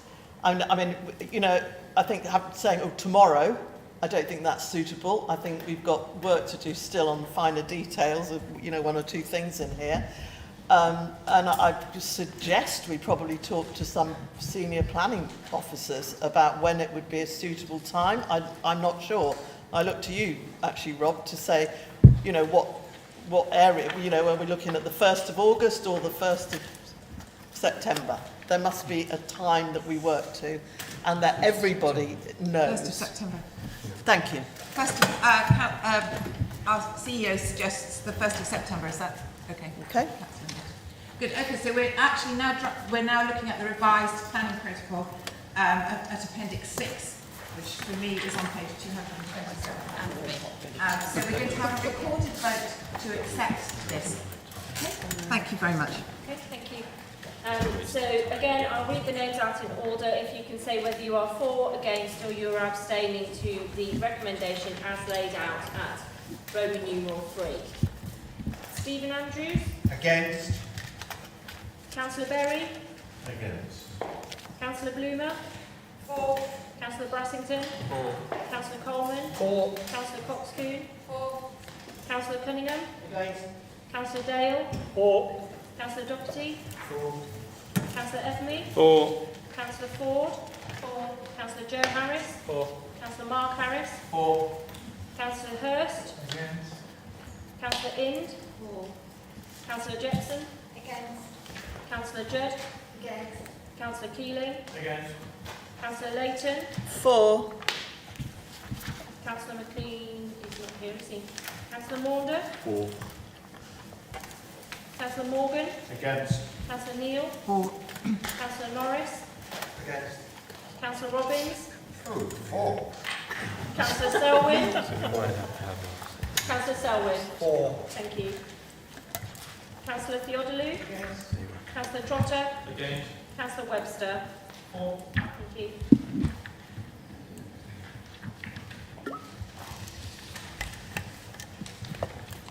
So that is carried 17 votes to 11. Thank you. So I think the final item that we have to vote on is the proposed financial rules. At Appendix 7. At Appendix 7. Chair, can I just very quickly make a suggestion to the council that we very quickly put, Tony very quickly puts amendments in changing the number 3 to number 1 on the relevant page, so 3 million back down to 1 million. We don't debate that. I think everyone's opinions on that is very clear. We go quickly to a vote. It's not going to be a recorded vote. Then we can quickly go on to the next motion. So, Councillor Harris, I'm not sure whether you would agree with that. Well, are you putting a formal amendment? Yeah, but we're trying to do it quickly. All right, we'll find a seconder and then we'll... Yeah, well, Tony Berry will propose that, I'm sure, Tony, and I will second it. Okay, so we're going to vote on An amendment to change the number 3 to number 1 on the relevant page, and I'm not looking at what that page is, but bringing it from 3 million down to 1 million. And I think we can quickly go to vote on that. That's in paragraph F2.2. Yeah. Okay, so we're voting on that amendment to change the 3 million down to 1 million. Back down to 1 million. Okay, all those in favour?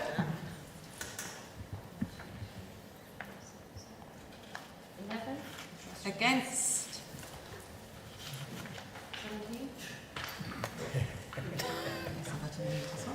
So now we're going to vote on accepting Appendix 7, the proposed financial rules.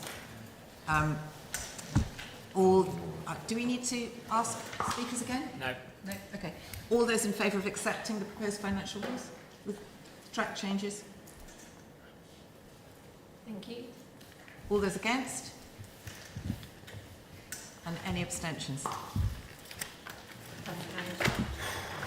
Okay, so no, we're not quite at the 4 hours yet, which means we can actually move on to the next item, which is going to be quite weighty.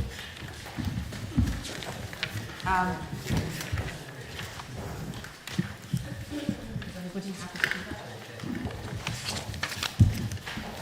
that? So this is the proposal for the loan finance to Cotswold Housing Association.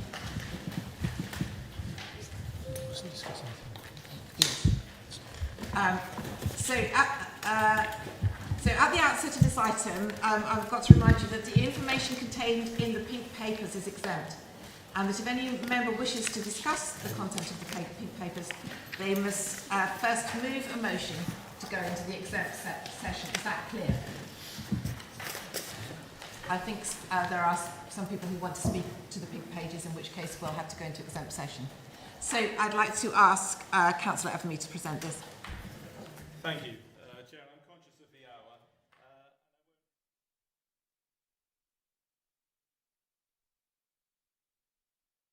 In this report, in terms of the Council's recovery investment strategy, the introduction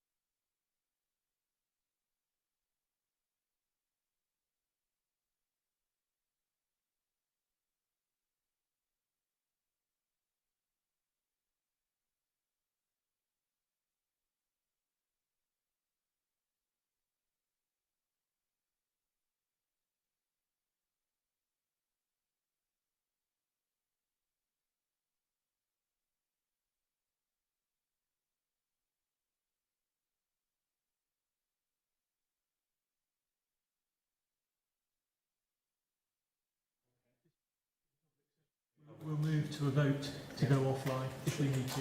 So could you just hold on there, Councillor? So I need to start again. Restart I had this at Cabinet the other day. I had to start again. Second time. We got the second time. Sorry, don't worry. I'll keep it on in the background. Mike, joking aside, you've only got 3 minutes by my watch. Okay. So you may have to start. We're live. Okay. Well, I'll have 5 minutes because I'm starting again. No, I'm saying before time runs out. If you don't No, start, time doesn't if run you don't out. start So we before need to 10, start. we can't start. Are we live again now? Yes. Okay. I've started. Right. So this is a very important item. As I mentioned earlier in the debate, in the previous item, we have an approved recovery investment strategy for the council, which requires us to deliver an income from our capital investments of 1.356 million by 2023-24. This proposal before us this evening is a small first step towards that. It will generate a revenue benefit in the short term of up to £35,700 during the phase of the development that's due to take place in Morton and Marsh, and £10,700 for the remainder of the term once the houses are complete and the amounts granted to the housing company Cotswold 2, a subsidiary of Cotswold Housing Association, are repaid. It refers in the reports to the amount of money that this council is granting through its Section 106 monies, and also to other grants that are coming through nationally. This is a very similar scheme to that which has been successfully implemented in our neighbouring authority in West Oxfordshire, that was worked on by our Deputy Chief Executive in her capacity at the time as their Chief Financial Officer. It's been reviewed by our Capital Investment Board. Enabling this loan to Cotswold 2 will enable them to, as well as providing that revenue benefit for us, based, I should say, on the Public Works Loan Board rates, will enable them to provide solar photovoltaic that sells for the houses as a condition of the loan. Colleagues, I'm conscious of the lateness of the hour, but this is a large amount of money we are proposing to loan to this organisation. But I would say to you, we have to start somewhere with our recovery investment strategy. What this will deliver is both a small revenue benefit, but even more significantly, I think for us, it will support social housing in our district. It will support our action to tackle the climate emergency, and I would urge members to support it. Thank you.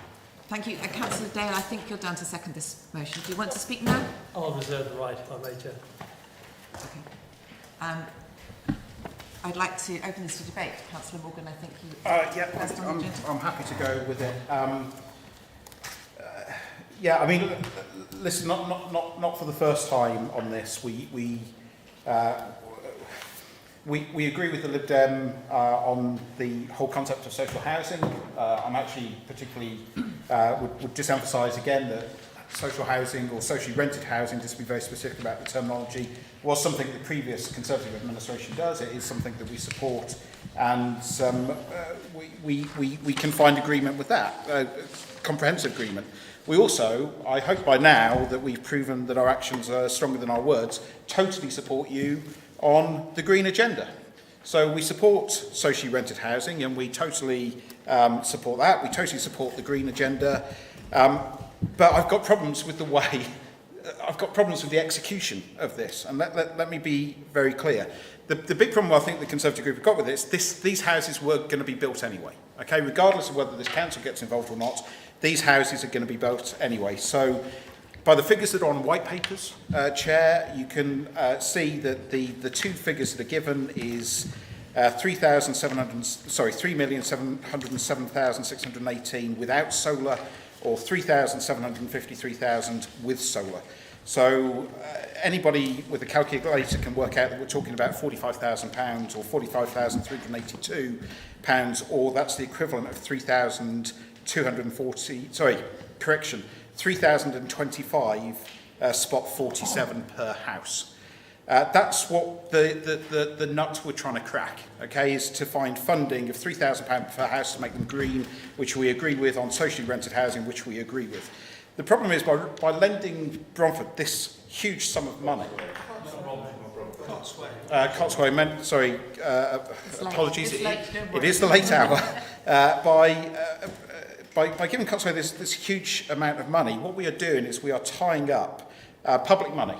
Okay, we're tying up public money for the best part of 50 years. And again, just to be clear, on white papers, we can see that we're looking at a net return of £10,700 per annum over 50 years.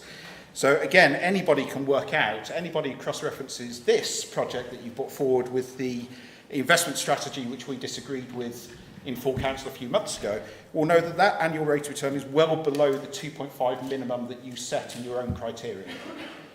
Okay, so we're left with the fact that these houses are going to be built anyway. We applaud you for building socially rented housing, or carrying on the work that we did of building socially rented housing. We applaud you for the green agenda. We are fully supportive of that. But what we are very, very nervous about is this volume of lending tied up for 50 years. Can I just say that according to the BBC today, UK inflation's hit 2.5% today. Some experts are saying that inflation's going to be 2% by Christmas. Some are saying 3% by Christmas. Some are saying 4% by Christmas. Nobody knows. But the net result is if inflation does tick up, then interest rates are going up. And this could be a fundamentally flawed thing just before we get going.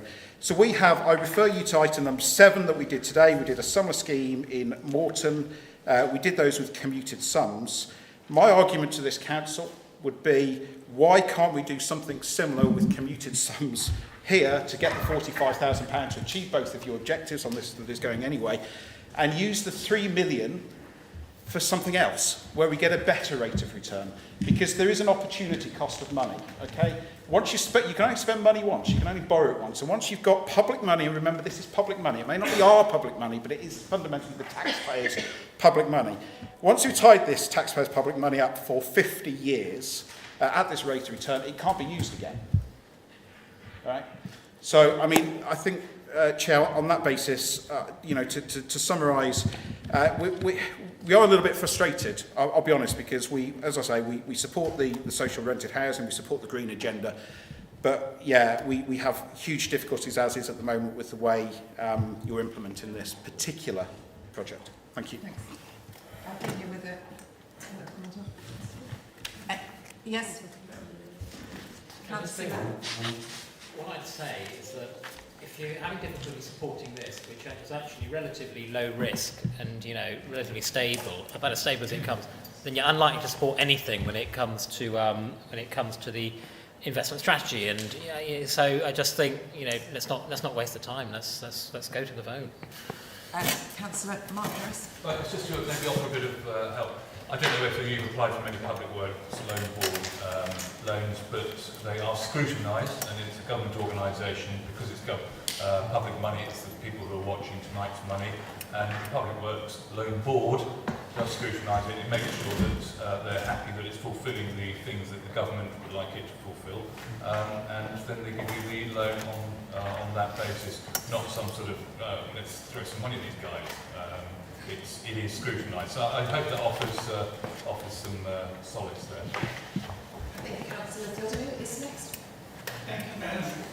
Councillor Theodore, are you going to ask questions about matters on the pink papers? Hope not. But if you believe, Madam, that I'm straying into that area, no doubt you will shout at me. Mrs. Poole, if you think Councillor Theodore is straying, please slap his wrist. Metaphorically. Okay. Thanks. You'll have to come down here. I'm not going up there. Yeah, I mean, what's going on here, to be straight, is that we are proposing to lend money to C2. Now, C2 is a wholly owned subsidiary of the Cotswold Housing Association. Cotswold Housing Association is a long-established organisation. It has lots of assets. It also has a lot of debt. Why they have formed this Cotswold 2 is a mystery to me. I could make suggestions as to why, but I will refrain from doing so. So we are lending, it is proposing that we are going to lend to Cotswolds 2 in order to achieve two things. To get tick our box on proposed council house provision and on green agenda. And as we've heard, this side of the House supports those two objectives of this council. So what we're left with is what happens to this loan. Now, the loan that we're proposing is actually is 1.87 million, but we also are making a grant. Now, where this grant money comes from, I'm not absolutely sure from my reading of the papers, but I'm sure Jenny could tell us where it's coming from, and that it's not double counting with an earlier proposal. So let's be under no doubt what this council is doing is making provision for finance provision of £2.4 million to an organisation which has been going for 2 years, has only produced one set of accounts, it's highly indebted and totally supported by an organisation which is stronger, but in the normal course of business, from a lender's point of view, the normal provisions are not provided, not supported in this particular case. From a lender's point of view, the normal assessment would be, look at the strength of the borrower. Cotswolds 2 has a very short life, as we've said.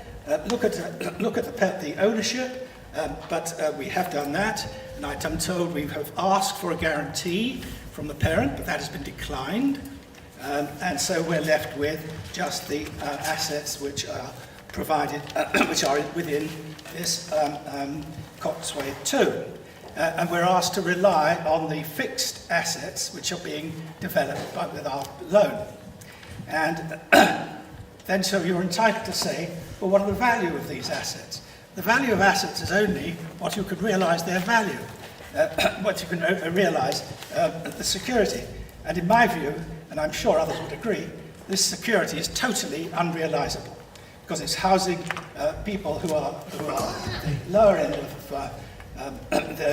the earnings curve in the UK, and I can't believe that anybody from this authority is going to go marching around there and say, you know, Cotswolds 2 is in default, we're realising our security, we're going to sell.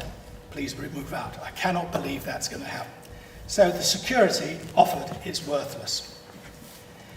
So what we're left with then is the cash flows generated by the rental income. But again, the borrower seems very reluctant to provide us with details of what this cash flow will be. Now, so we're left with the belief that all will be well if we lend the money, but we haven't got any evidence of the cash flows being generated, and there's no. But we have no control over the scheme or over the receipts. But it's actually worse than that, because under an intergroup agreement, money can flow between CHA, the Cotswold Housing, and Cotswolds 2. They have virtually the same boards of directors, and they can direct the money where they like. So we could find ourselves in a position where the cash flows are actually being used for to service other debts and other facilities, which have nothing to do with us. And the idea that our taxpayers should be saddled with a 50-year public works loan board so CDC can on-lend the borrower, whose cash flows may well be able to support shorter loan, is just poor lending. In other words, we don't know enough about this cash flow business, but they won't tell us. And CDC is proposing, of course, to borrow further sums. I think my colleague mentioned 65 million. I thought it was 60 million. I stand corrected. In the coming years to finance social housing and green projects. But by tying up our money is limitless. By tying up our money for 50 years, we don't achieve our own objectives. If we are to get the money repaid, we can then re-lend it to other worthy causes that actually, thank you, Joe, that actually can provide more housing and for our residents. And that, I'm afraid you need to draw to a close. Anyway, on page, it is obvious on page 107 that C2 could finance the scheme currently by using its normal private arrangements. And if that's what they can do, we should let them do that. And we should enter into negotiations to see how our money can help them bridge the gap which they see so that we can provide the green aspects of this that we wish to finance, which we are wishing to support, and we then can tailor, but see it and look at the cash flows, and we can then tailor our support for C2 based on its cash flows and agreement. So that is how I would propose to approach this, and I cannot support the proposed loan proposal as set out in these documents. I could go on, Madam, but since I'm being pestered, I will stop. Thank you. Hours later, you've had more than 5 minutes. Well, I don't consider that very generous of you, but if you say so, Madam. Yes, no, it's very interesting, but unfortunately we've run out of time. So who's next on the list? Councillor Doherty. Okay, I'm just going to say, I don't agree with my colleague in this case. That didn't make a lot of sense to me. I'm assuming if the money's coming from the Public Works Loan Board, if they think it's a half-hour scheme, they won't give us the money. It's the government's money. They seem to be content with quite a lot of schemes. This is remarkably low risk. The idea that housing in the Cotswolds isn't worth anything is an interesting one, I have to say. And in terms of security, well, obviously it is. In terms of income, well, we know where that's coming from in terms of the kind of tenants we're trying to make sort of housing and affordable housing available in the Cotswolds for. And in terms of the kind of scheme and the subsidiary companies, I'm reasonably sure my colleague would know practically every development in the entire country is done on that basis. All the ones in Fairford were built by subsidiary companies of the large builders. That's the normal method they use for this kind of stuff. If we're suggesting Cotsway as some kind of fly-by-night operation, that would be an interesting idea, and I'd like to know whether he's had that conversation with West Oxfordshire. Thank you very much. Councillor Andrews. Thank you very much, Chair. As a member of the, I'll get the name wrong, but the Council Investment Board or whatever it's called that has reviewed this, we didn't actually have all the information available at the time of our last meeting. But one of the nuggets was, I think, we're not necessarily, as has been suggested, borrowing money. So it is not necessarily subject to that sense review at all.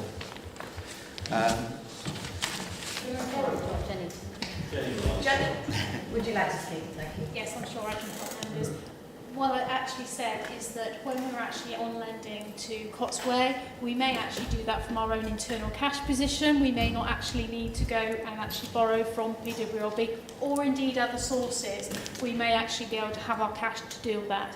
Eventually though, we will need to actually borrow to fund our capital programme. So the paper proposes that we would actually borrow from the PWLB, but we will actually manage our cash on a day-to-day basis. That's what the team do for us, and we will actually only go to the market when we actually need to, when we actually need to actually bring that money in, or when we think it's expedient to do so, because interest rates may well move, as you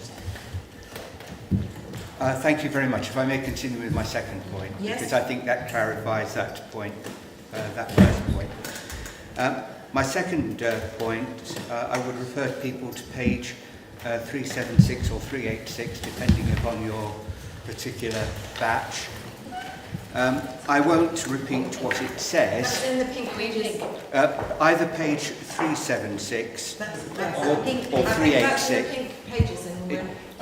All I would ask people to do is to read the bottom of that particular paper, which was not available to that investment board review at the particular I think we can't talk about that anymore, but thank you for pointing us in that direction. Yeah. Councillor Cunningham.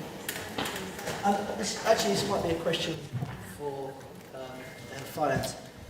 In 4.3, the risk is mitigated by the fact that 49.5% of the funding is provided through Homes England to Cotsway. Will that money go to Cotsway or Cotsway 2? It should be Cotsway 2, because Cotsway 2 will actually be the one developing those houses. Okay, thank you. Apologies. Yeah, just a couple of things. I noticed that it describes it as revolving credit. Now, revolving credit suggests that they can go back up to 3,700,000 when they've... And do we have an agreement with them that we're going to get the funding from the whoever it was, the Heritage, The 1.2 million that's coming from the other English homes. Or Homes England. So there isn't an agreement between the council and Homes England. That agreement will be between Cotswold and Homes England.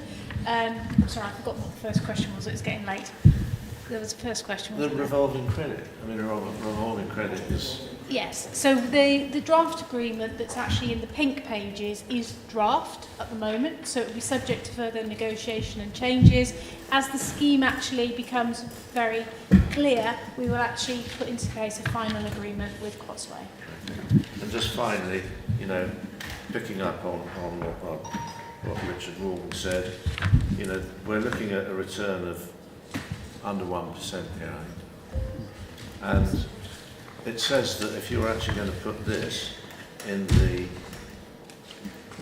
your recovery fund, basically you've got to have a 2.5, and under housing schemes it actually says you're going to have 5.8%.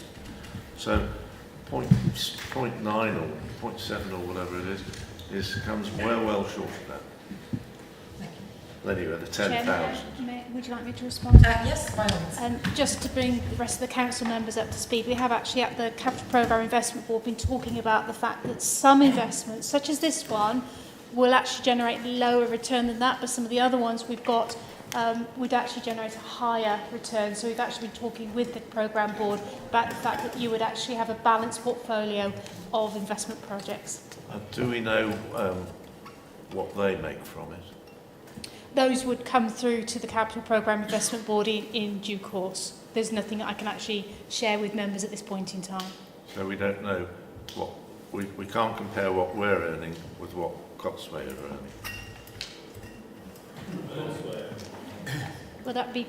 the Cotswold will have actually put together a proposal for this. They actually look at things over a 30-year time frame, so they will have actually generated their own investment, internal rate of return, etc. Right. I don't have that at the moment. Cotswold have said they are prepared to share that information with us. They'd be prepared to share the profit as well? No. No. Right. I think, Councillor Coleman, do you have a point? No, I'm not. Thank you, Chair. It's a historic moment. This council's been getting prepared to borrow serious money for 5 years now.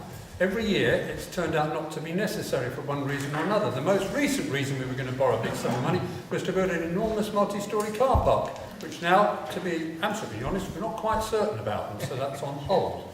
I personally am much happier borrowing sums of money to build social housing that's also green and makes a return for the council, bang, bang, bang, 3 hits in a row, than I am for building a multi-storey car park. I'm not saying we mustn't build a multi-storey car park, but I can borrow money. I know I'm much more comfortable building housing in the Cotswolds than some of the people who probably... It's a pity that one of our absent councillors is very good at selling houses in the Cotswolds, isn't here to remind us how difficult a job it is. But the key point is that this is a good start. It's not a huge amount of money, but it's quite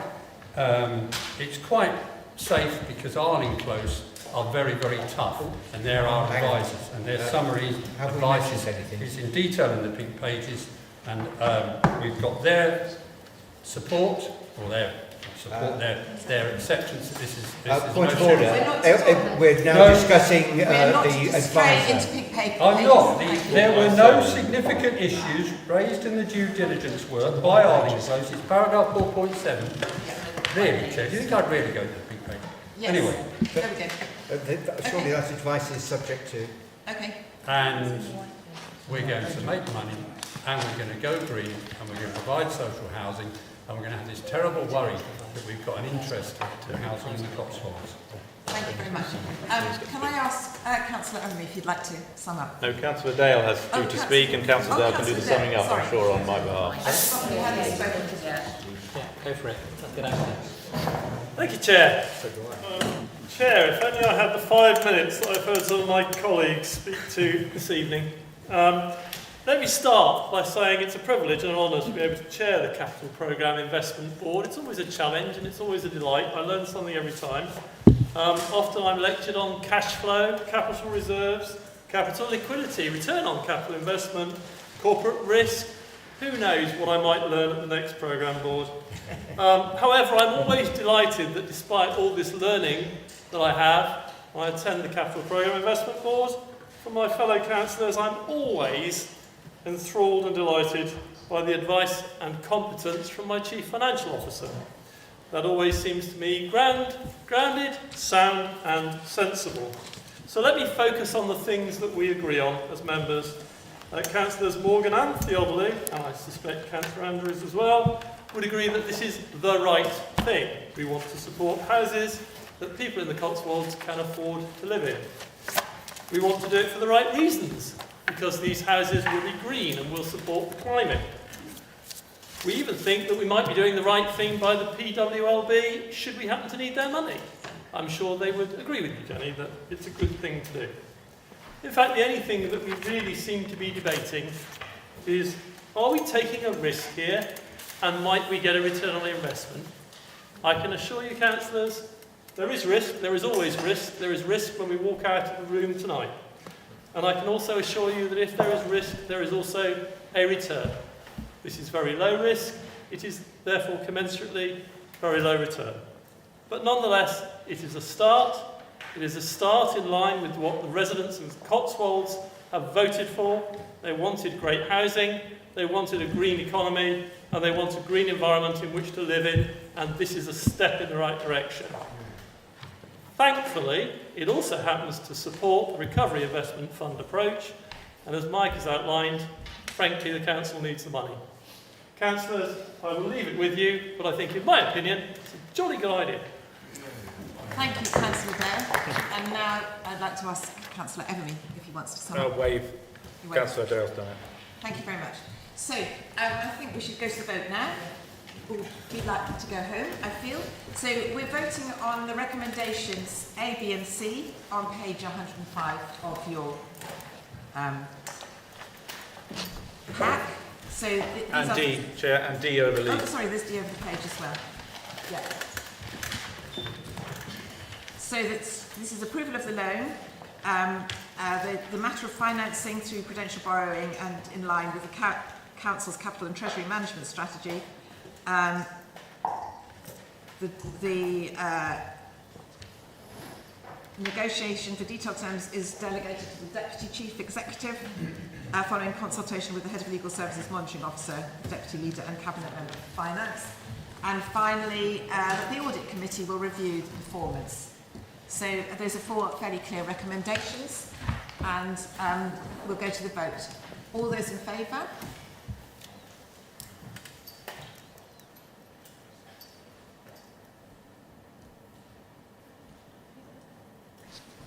Thank you. All those against? Councillor Hurst, that wasn't entirely clear. He's put his hand back down. And all those abstaining?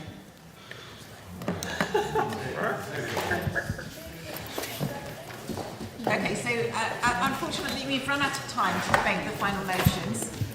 I think they will be carried on to the next. No. You need to take Stop. They need to be resubmitted if they're going to be. Okay. So yes, we have to take a vote on whether to adjourn the meeting or to defer the motions. So that those are just the ones. Can I move, Chair, that we defer the motions? I don't think we all want to come back over the summer holidays to debate them. So they go to the next council in September. Okie dokie. We have before us a proposal that the motions as set out, we've lost motion E, obviously, because we've debated that already. But the other motions are deferred. Chair, a question, yes. if I may. What does our constitution say on this? It says that we can do either of those things. The Constitution reads the maximum duration of one sitting of a meeting will be for 4 hours, and meetings at the time limit can either be adjourned or the business rescheduled to a subsequent meeting. I agree.